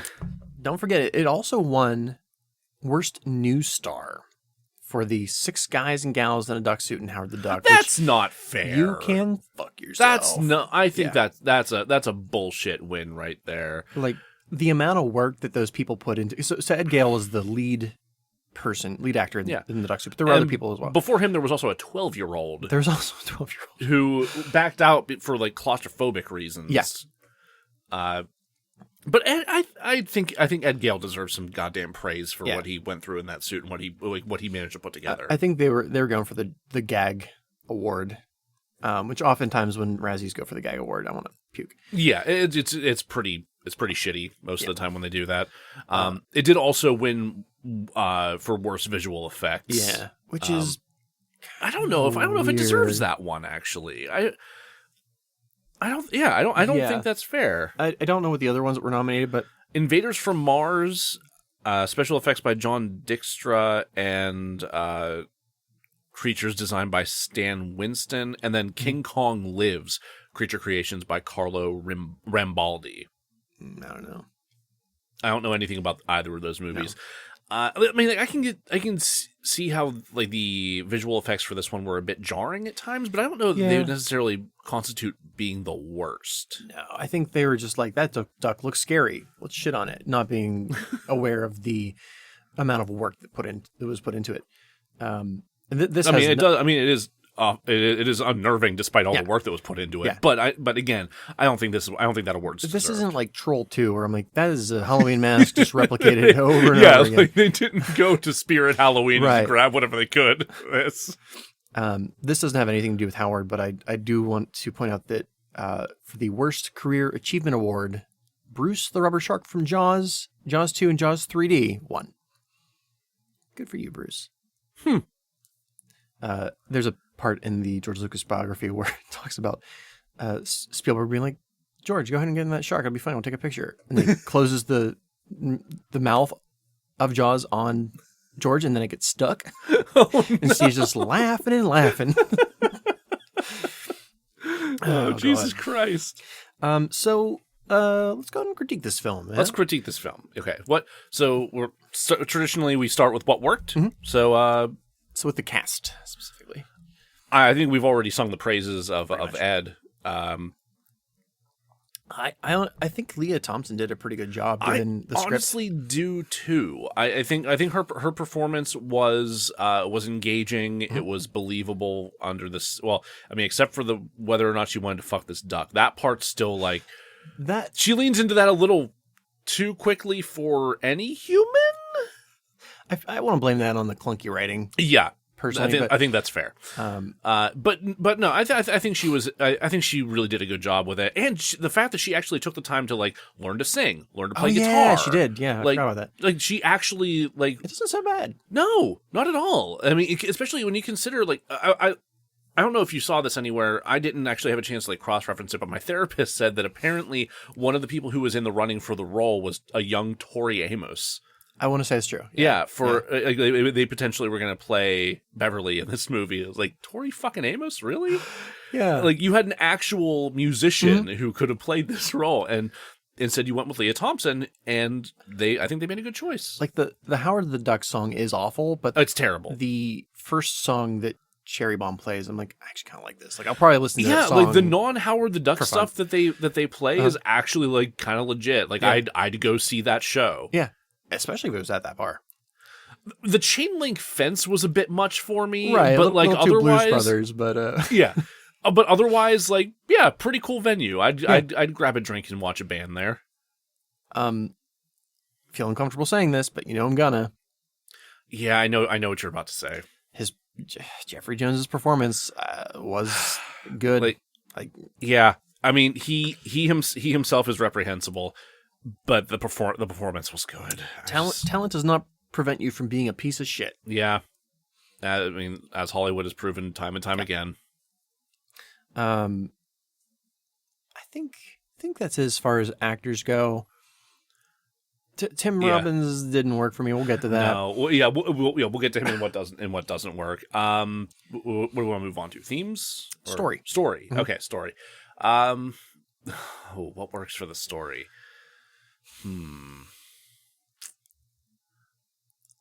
I think that the setup and payoff of Howard becoming the band's manager and that becoming like how he gets by and lives in this world makes sense.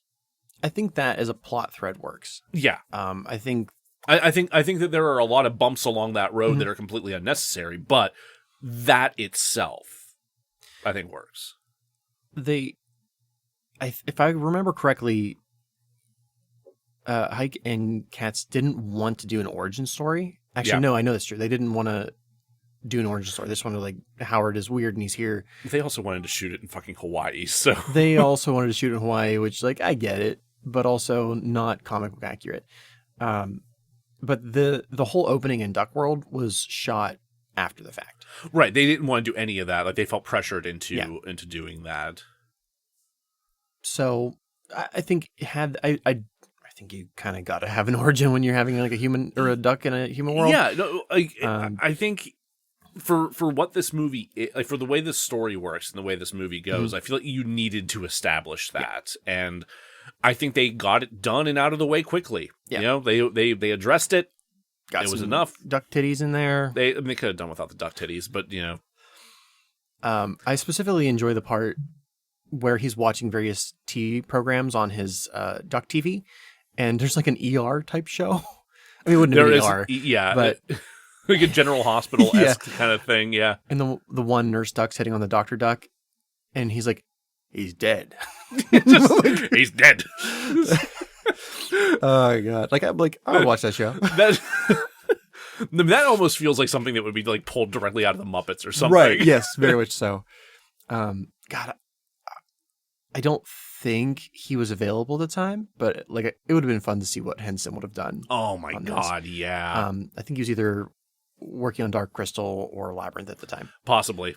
That would make sense. I want to say, and this I've read so many different like things that are vaguely related to George Lucas lately that I'm like, is that this movie or that movie? But I want to say Henson worked on this and then took like what he learned from this and applied it to Dark Crystal. Really? That could be wrong though. Don't quote me on that. All right. I think it is. Story. I mean, I like the interactions between Bev and Howard for the most part, especially when it's just like casual talking. Yeah. And even the fight in front of the museum was entertaining. Yeah, it was entertaining and I feel like believable. Mm-hmm. I think like you really get a sense for Howard's anger and frustration in that moment. And you get the sandwich guy. Who's just on lunch break. This poor dude, just like here trying to mind his own business, and this duck man is just screaming about how fucked up his situation is next to him. Did I mention the guy on the bus who's like, "That's a duck! That is a duck! That is a duck!" That guy, I really want to believe that guy was not at all part of the production. Like he was just on that bus, just driving past, and someone's losing his mind. Howard like hops off the bus, and there's just like a fellow patron on the bus looks out the window and just like pointing at Howard, just astonished. That is a duck! And it feels so realistic. I'm like, did they not tell him that this was a duck movie? This guy was just on his commute home. Yeah. And like film crew happens to be on. They give him a quick rundown of what's about to happen. Don't mention the duck at all. No. And then this duck walks on and then walks off the bus and he's just losing and he can't control himself. God. And Ike was just like, you know what? Get him. Yeah. Get him to sign a release. We're keeping that. Keep the camera on the bus. Just aside from that, not a whole. I do like the idea of the diner scene. I think it could have been polished.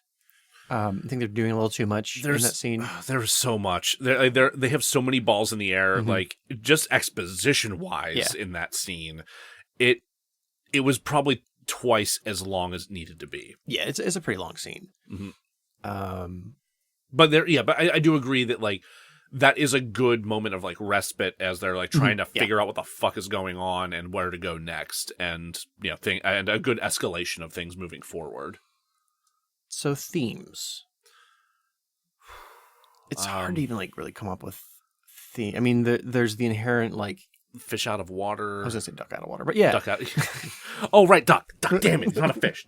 Howard's not a fish. Damn it, fuck. Neither is he a cat. Are we sure? No, he didn't drink milk out of that saucer. He didn't drink milk out of a saucer. Don't give your cats milk. Yeah, don't do that. No, don't do that. Themes. So yeah, which I think works. I think they do pull that off.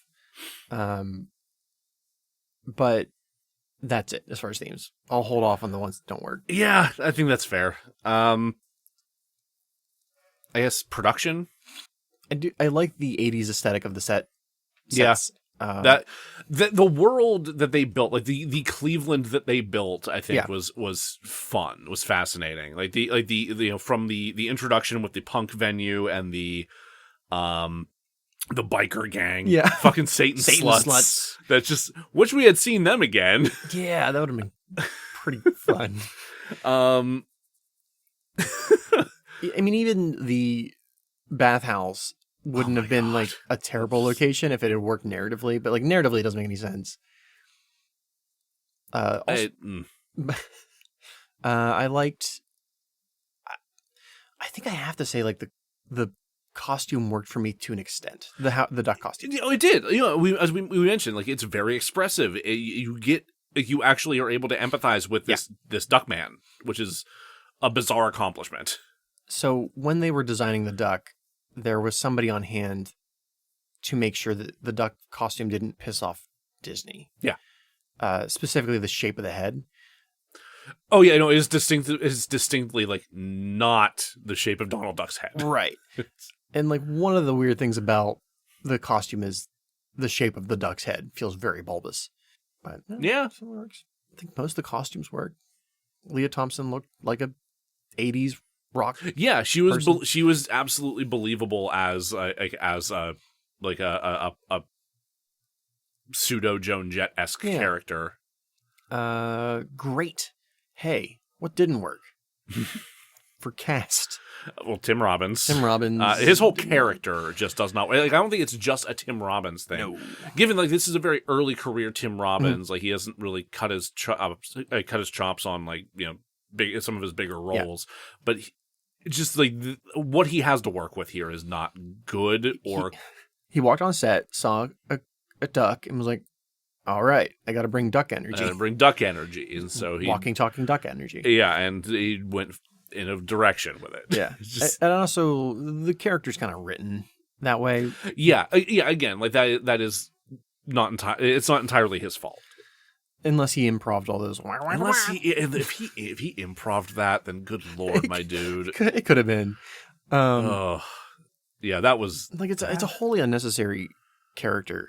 Yeah, he doesn't really serve a purpose. Like he's a vaudevillian plot device. Yeah, he changes. He's almost like a chameleon in some instances. Like it's like he's like the end to try and get Howard to figure out how he got here. He's able to put a plane thing together for Howard. An ultralight. Okay, is that right? Sure. Yeah, I have no idea, but sure. Michelob ultralight.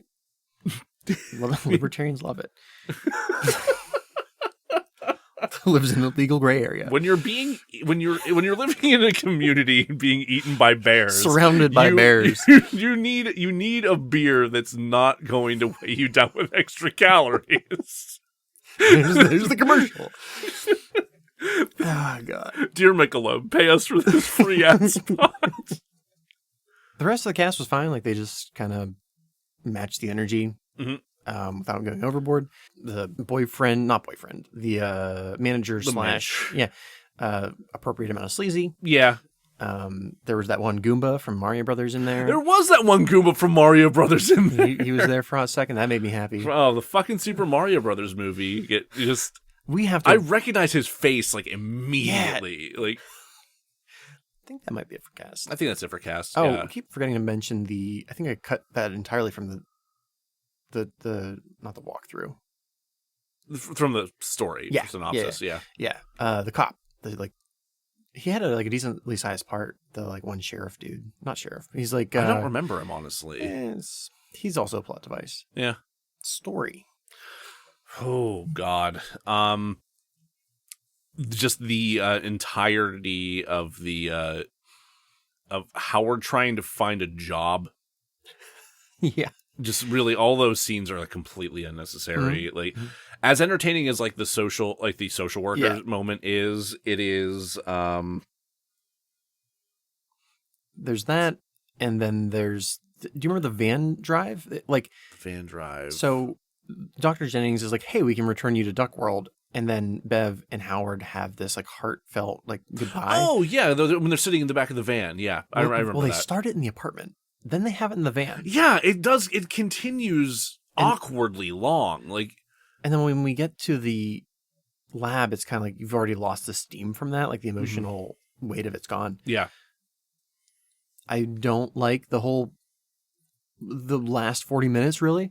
The new threat of the impending dark overlords or whatever coming from outer space is not even that so much as Howard's trying to get to the lab, Jennings is trying to get to the lab, we're all trying to get to the lab, we're just cutting back and forth between these people and their journey to the lab. It all takes so long. Mm-hmm. There's so much cutting in between and so much unnecessary stunts and shit that start happening that it really like they could really just like get there. Like, you know where we're going. We've been there before. This might be blasphemy, but it reminds me of a scene from Raiders of the Lost Ark, which is, I want to say, like top 5 for me.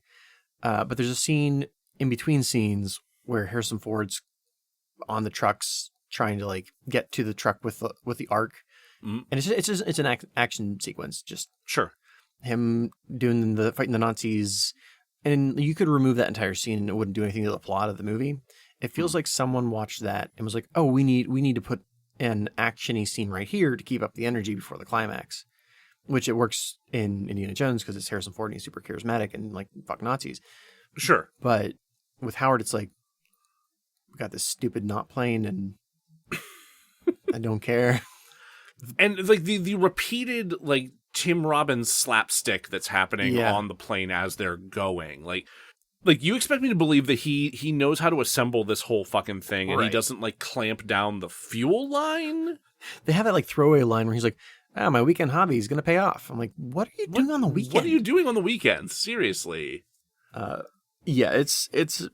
I mean, the stuff with Bev and Jeff Jones is a little better just because it's wacky as hell. Yeah. Oh, that, and we're getting further like experience with that transformation, at least. Like, we're seeing like the weird like tongue appendage thing going into the. We see his feasting upon electricity. Right. It's there's like funny gags in the power plant. No, yeah, like the moment where he's just like as they think he's an inspector, and he just walks up and like, growls at someone's face. Yeah. But Bev gets completely sidelined in everything after the diner, really. Yeah, absolutely. She becomes damsel in distress from that point on, basically. Yeah. They barely even give her any lines. Yeah.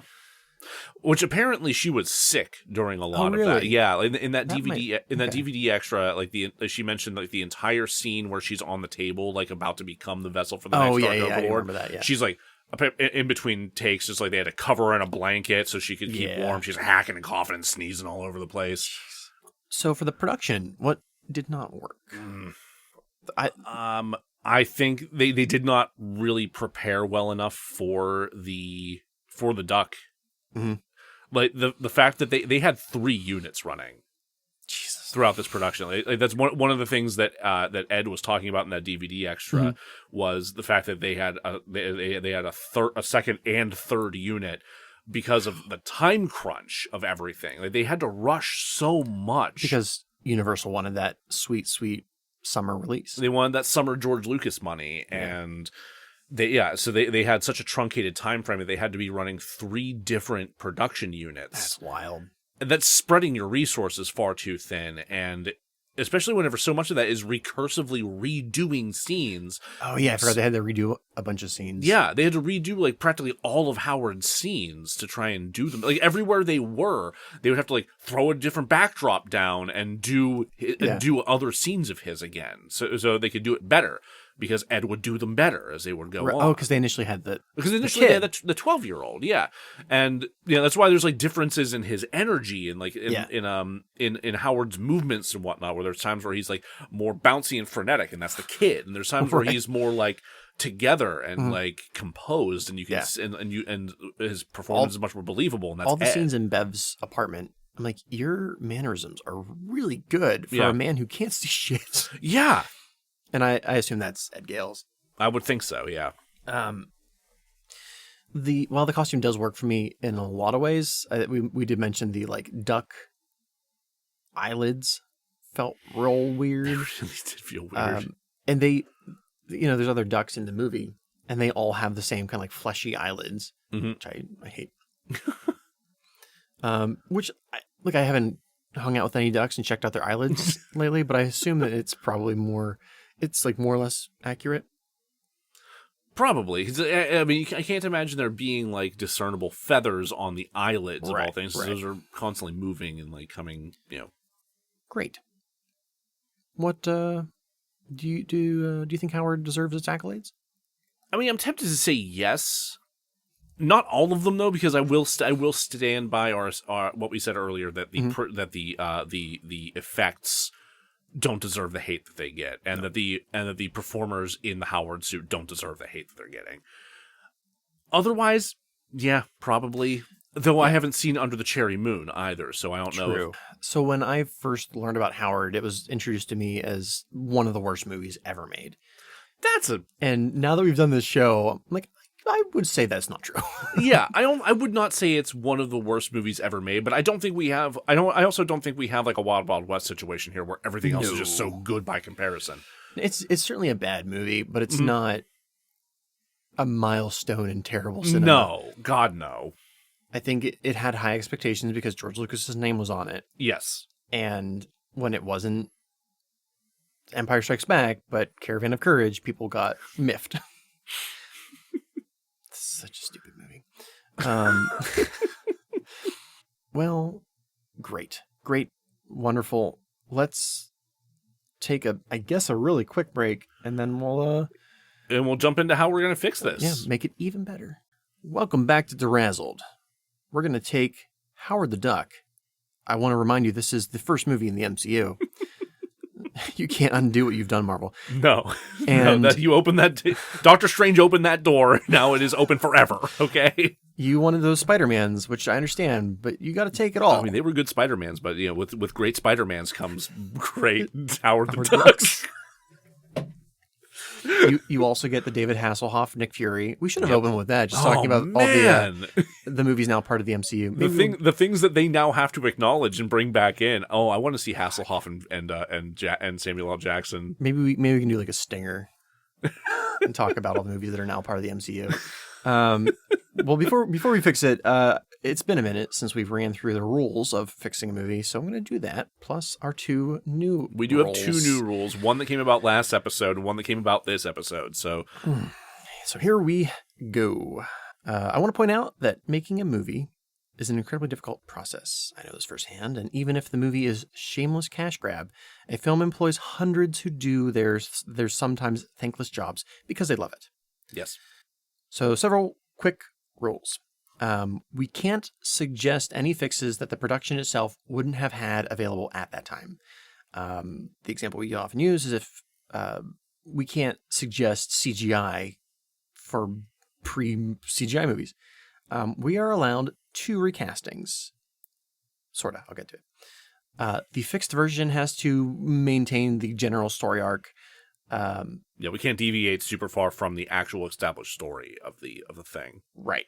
And our 2 new rules, first we have the Cameron rule, which is we will not cover the movie if it is not a narrative story. With a beginning, middle, and end. Yeah. Thanks Saving Christmas for that. Yeah. So there are some movies that have won Razzies that we won't cover because they're documentaries. Because they're propaganda. Heavily, yes, propaganda. And then the second rule is the Jones rule, which is if the actor is a deplorable human being, like true human trash, he does not count towards one of our 2 recastings. Yes. Because he is gross and should be deleted from history in general. So yeah. So with that established, all right. So here's the cast I went with. I do need help with one of them though. Keep Ed Gale in the costume. Absolutely, great job. Keep Leah Thompson as Beverly Schwitzler. Sure. The 2 recasts I have, well, the one recast and the one give me. For Phil, the scientist played by Tim Robbins, I've replaced him with Crispin Glover. Ooh. And for Jennings, I've replaced Jeffrey Jones with Tim Curry. Oh. Yeah. Oh, that's good. Yeah. He could absolutely crush that role. He needs to be a big character, but big in a different way than Phil is. And Crispin Glover is a very special kind of the fuck. Well, plus you're reuniting him with Leah Thompson after Back to the Future. Right? So, yeah. Hey, keep that train going. That I'm sure will draw many a fan from Back to the Future. So the one I needed to cast and I couldn't think of one was a voice for Howard. That's a tough one. I've been thinking about that for a while because, like you said, it's too cartoony. Like, it's not a bad performance by any stretch, but it is too cartoony for the tone the movie's going for, I think. And in this fix, he's gruffer. Like, it's in the realm of Danny DeVito, but not quite that cartoony. Mm-hmm. So I'm not sure who to go with that's Danny DeVito-esque, but not Danny DeVito. In 1986. Joe Pesci. That might be too much in the other direction. Joe Pesci, I feel like Joe Pesci, I think, runs the risk of getting cartoony too, though. Yeah. Also, he's kind of scary. Yeah, he can be. God damn. Chevy Chase. No, God. Wait a minute. Dan Aykroyd. I think Dan Aykroyd might work. Dan Aykroyd could work. I think he can strike that balance between cartoony and serious enough with this. His voice, he doesn't have that Danny DeVito-esque quality to it, but it... And he did Dragnet, so he has like a little bit of that noir-esque. Yeah. Loosely noir. He could channel some of that. Oh, yeah. That could be something. Well, let's go with it. All right, let's see. Hey, if we don't like it, maybe we recast it midway through. Right. Okay. Great.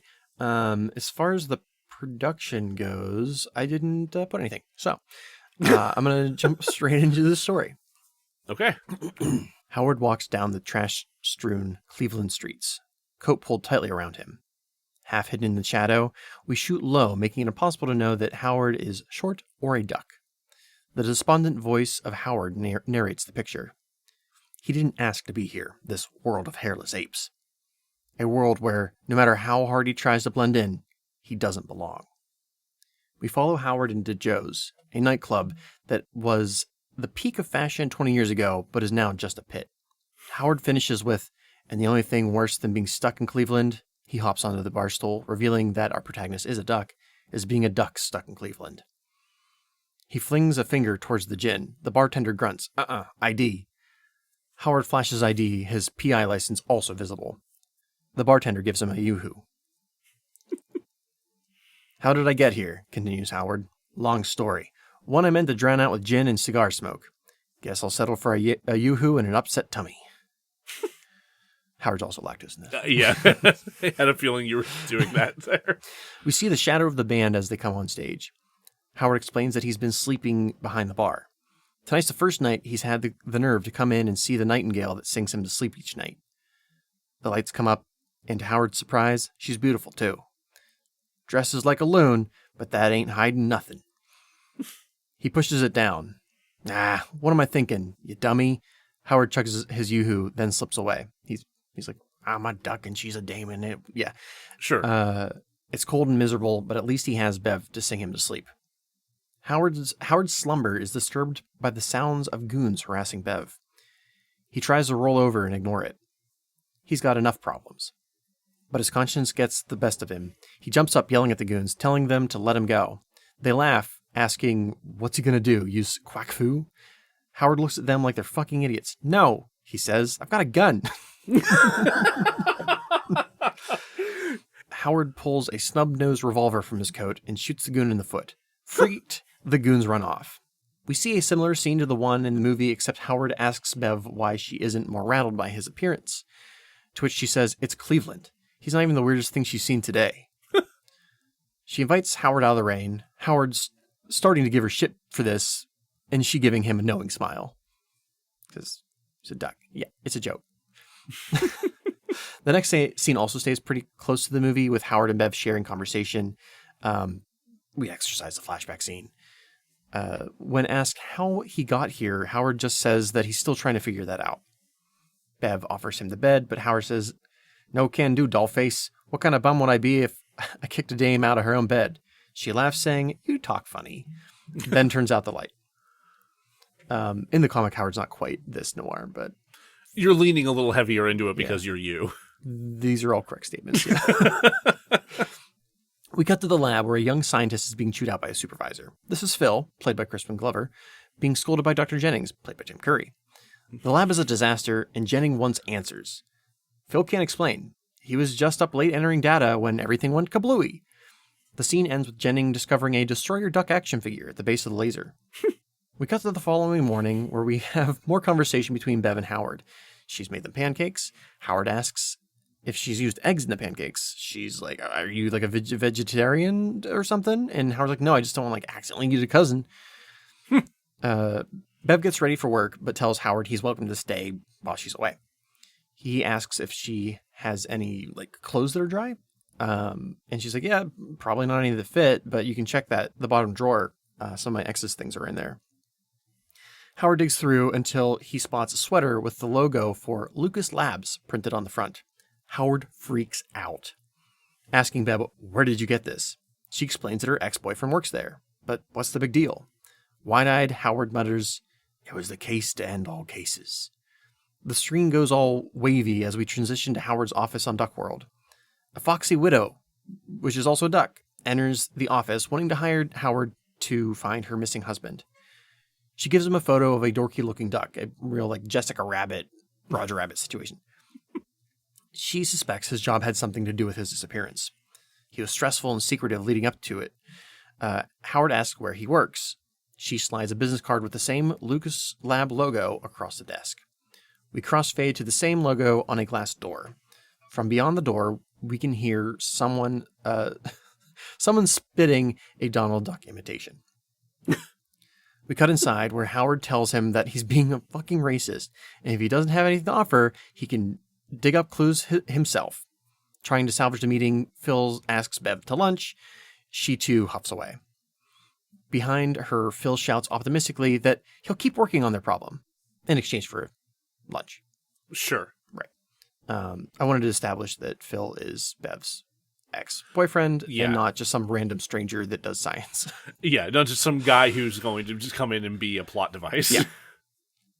Outside, we see a similar argument, except Howard is much shittier to Bev, saying that he should never relied on these primitive apes for help.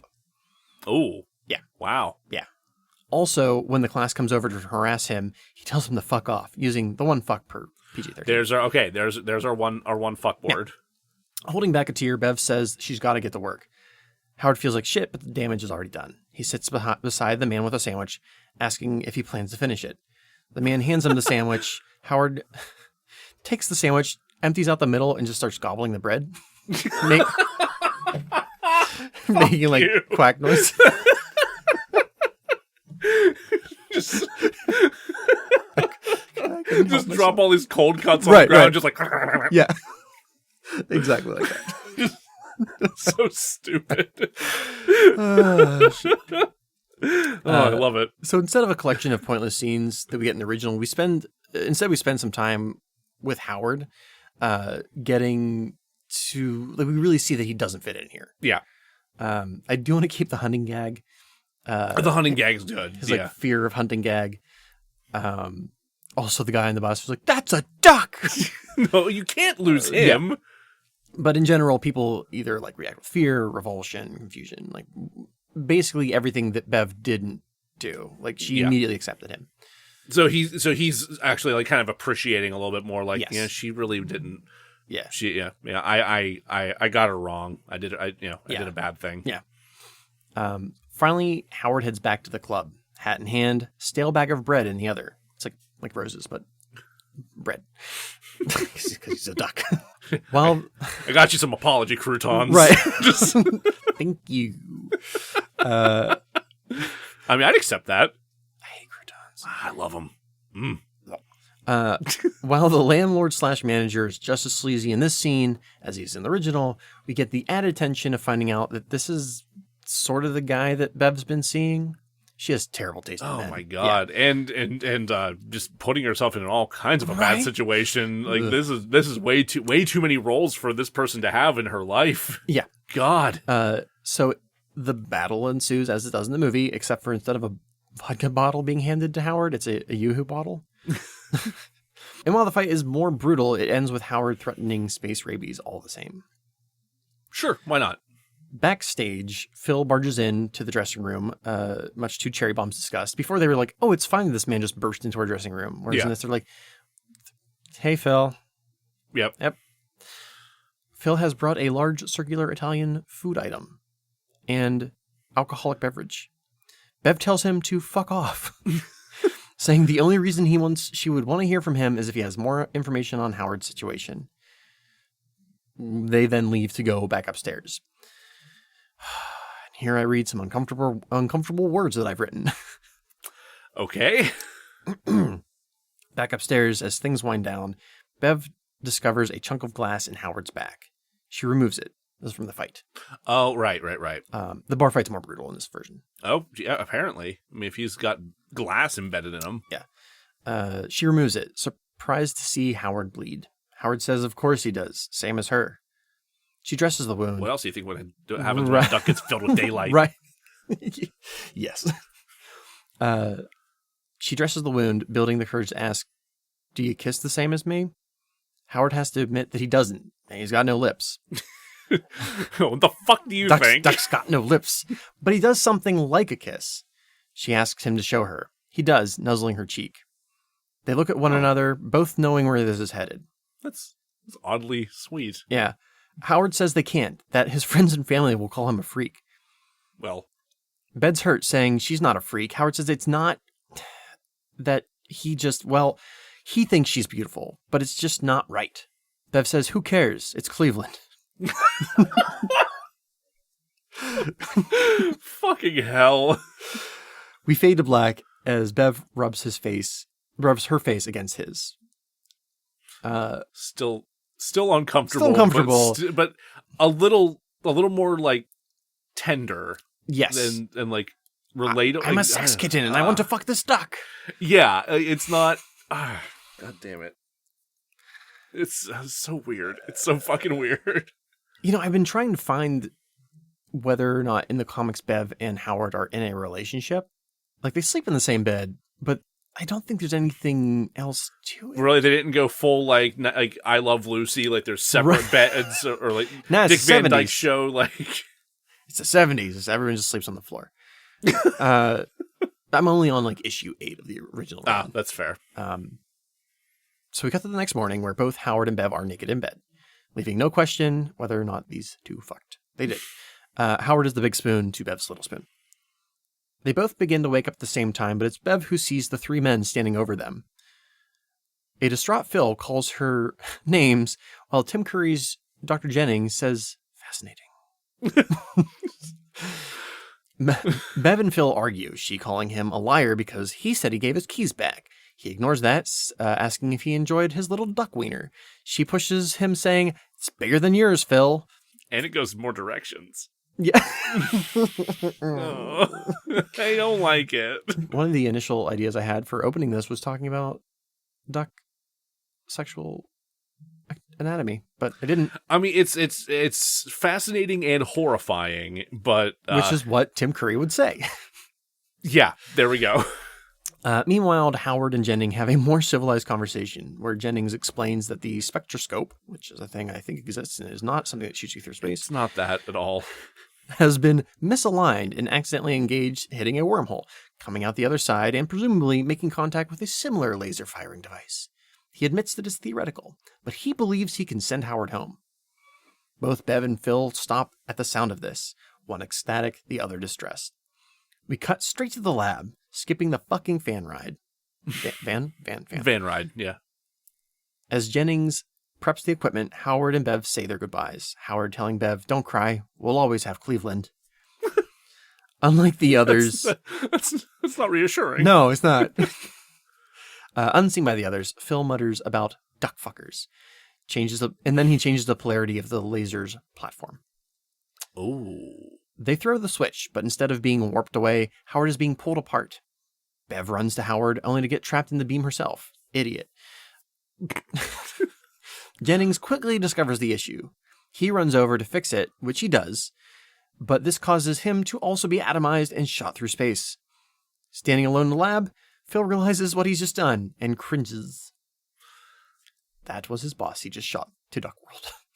Oh, no. Similarly to how the original movie began, Howard, Bev, and Dr. Jennings are hurtling through space, screaming and flapping their arms wildly. Jennings shouts, ow, something bit me, before all three descend into Duckworld. Howard and Bev land safely in some garbage, but Dr. Jennings crashes through a strip club, landing center stage surrounded by topless ducks. No, God damn it. Areolas everywhere. As far as the eye can see, areolas! I thought that you had Nope. saved us from this the way you opened it, and no, you made it worse. I make you work for it. You built up the duck nipples. Damn it. There's a beat while everyone is silent before the room erupts in screams. We cut to the street where bare-breasted ducks and club patrons flee the club. Still screaming, Dr. Jennings crawls out on his hands and knees from the front door. It's smaller. Yeah, of course.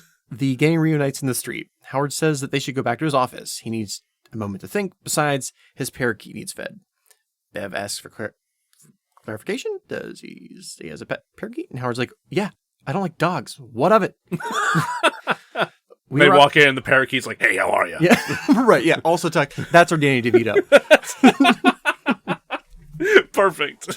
Or, that was a little bit more Michael Keaton Beetlejuice. Like, hey, how you doing? Yeah, exactly. I don't remember when Beetlejuice came out. I think it was also like 84. Oh, fuck, can we get Michael Keaton instead of Dan Aykroyd? I think he might make Howard a little scary pervert again. That's fair. Yeah. I mean, well, yeah. I mean, he kind of is. But... if it's less Beetlejuice and just more like Michael Keaton, it might work, actually. Yeah. And you know what? Let's do it. Let's do it. Okay. Yeah. Okay. Right. Now he's Michael Keaton. Sorry, Dan. We'll use you again. Don't worry. We arrive at Howard's office, a filthy hole in the wall with cigarettes strewn about the ground and the general odor of defeat in the air. While Howard digs through the filing cabinet, Bev takes in the surroundings, notably a number of dusty photos on the wall. They tell the story of a young duck with a hopeful future that went wrong somewhere. Bev discovers a photo turned face down. It shows Howard with his wife on their wedding day. Bev returns it face down. Howard finds the files he needs. Jennings asks, is there somewhere a bit roomier they could have this conversation? He's starting to feel a little cramped. Howard takes them to the diner around the corner. This is similar to, which we have like a very similar diner scene. Is it still Cajun sushi? Yeah, I think it has to be. Joe Roma's. Joe Roma. It's still specifically Joe Roma's Cajun sushi. Okay, perfect. I want to go there. I want it to be real. There's got to be some Cajun sushi somewhere online. White people exist for a reason. That's a good point. Yeah, we'll look into it later. They exist, and the reason is to bastardize everything. Food, everything. Jennings slowly changes into a grosser version of himself, with no one seeming to notice. Howard reviews what he knows about Lucas Labs. This is when we flash back to Howard investigating the lab, sneaking in at night, and discovering a destroyer duck action figure. But as he does, we see someone off screen discover him. The unseen person, duck, bumps the laser and shoots Howard through space. So we now see how Howard got sent and how the destroyer duck action figure ended up in the lab. Yes. Now the good old boys come over. The duck good old boys. Oh, God. Can you imagine just like trucker ducks? Just redneck trucker ducks. So instead of them harassing Howard, they harassed Bev. So they tie her down. They're like prepping her for cook. Howard yells that that's his girlfriend, goddammit. To which the ducks laugh, gag, cry, whatever. Scream in terror. Howard tries to fight them off, even pulling his pistol. But they are only saved when lightning is fired from Dr. Jennings' fingers, causing the fountain machine to explode. Everyone in the crowd screams, saying, "He's got space rabies! Run!" Okay, I like the callback there. Yeah. That's good. The crowd panics as Jennings fires off his lightning, eyes radiating with fire, and he foams cosmic glitter, saying, "I see God." I love Tim. I love the idea of Tim Curry in this role. God damn it. Howard tries to take Jennings down, offering him a pot of coffee, which the doctor accepts, drinking it straight from the pot. Bev thanks Howard, then asks if what he said was true, that she is his girlfriend. He calls her doll face and tries to brush it off. She gives him a peck on the forehead and says, "Sure, I'll be your girlfriend. All you had to do was ask." It's decided that the best course of action is to go to the lab where Howard got zapped. With Jennings' condition only getting weirder, Howard says that they should bring him along to see if someone can take a look at him. They arrive at the lab, but no one is there. It's Bev who first notices that it's an identical copy of the one in Cleveland. Jennings fucks off to the break room to find more coffee. The only thing keeping him human.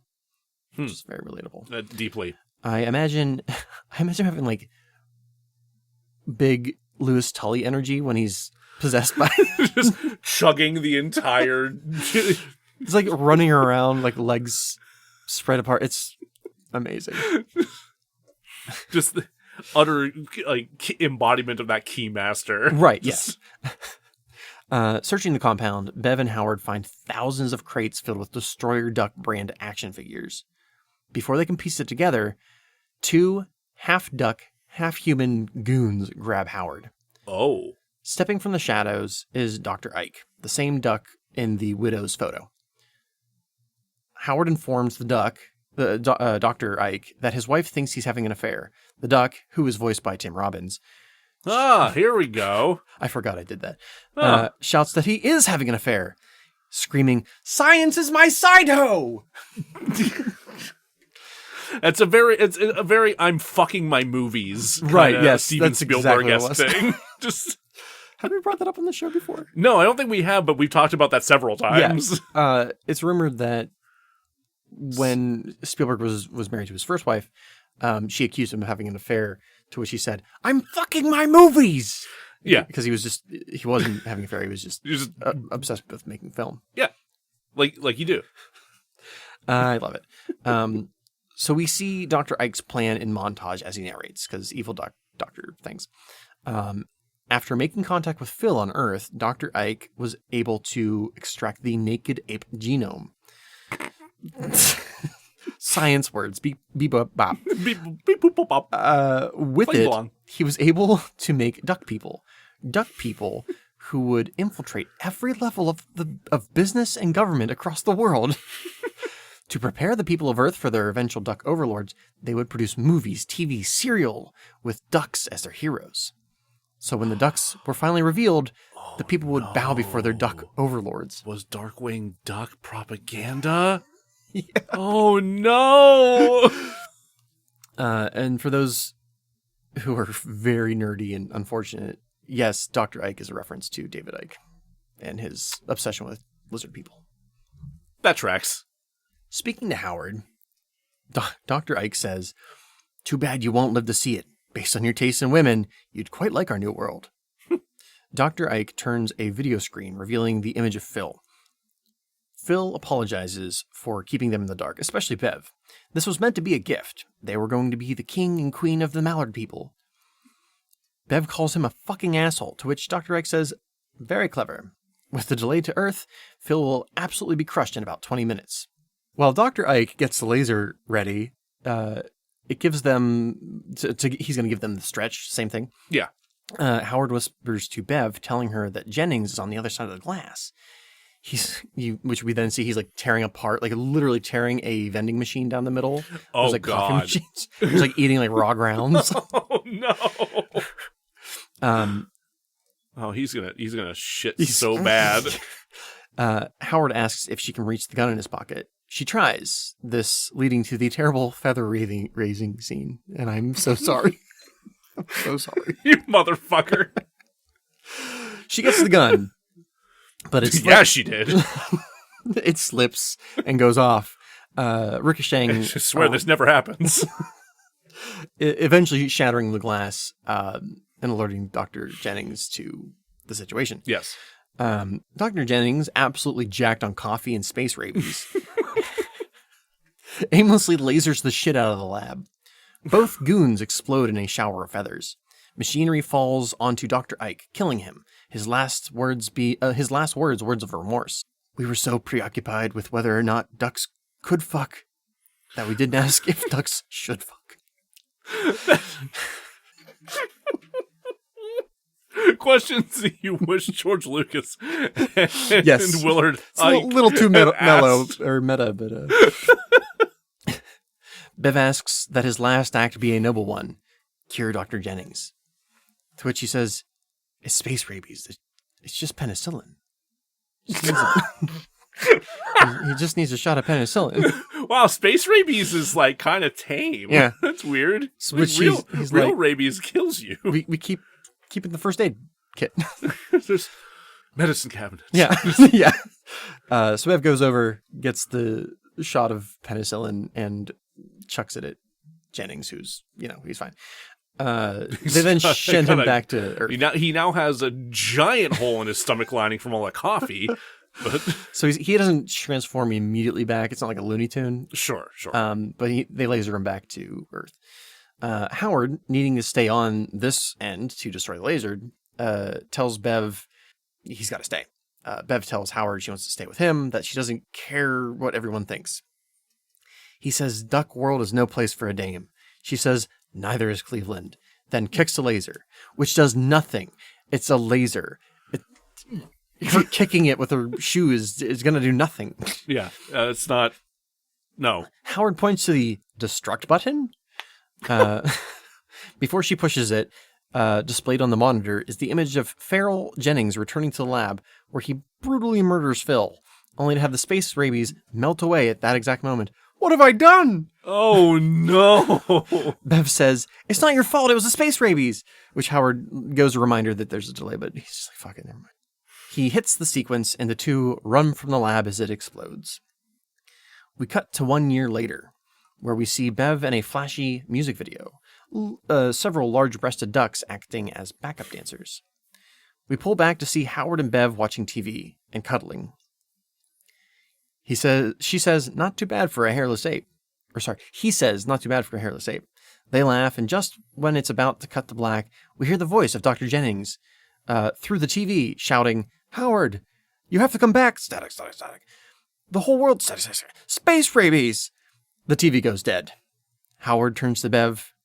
The screen fades to black, but only for a moment before the words, Howard the Duck will return in Howard the Duck 2, Dawn of the Hairless Apes, before fading to black.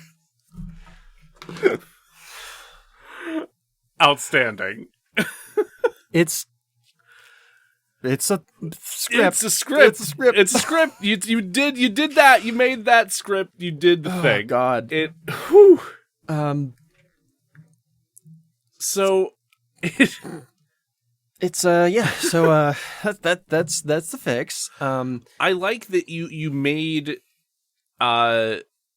the transformation that Jennings is going through way less excruciatingly exposition dependent.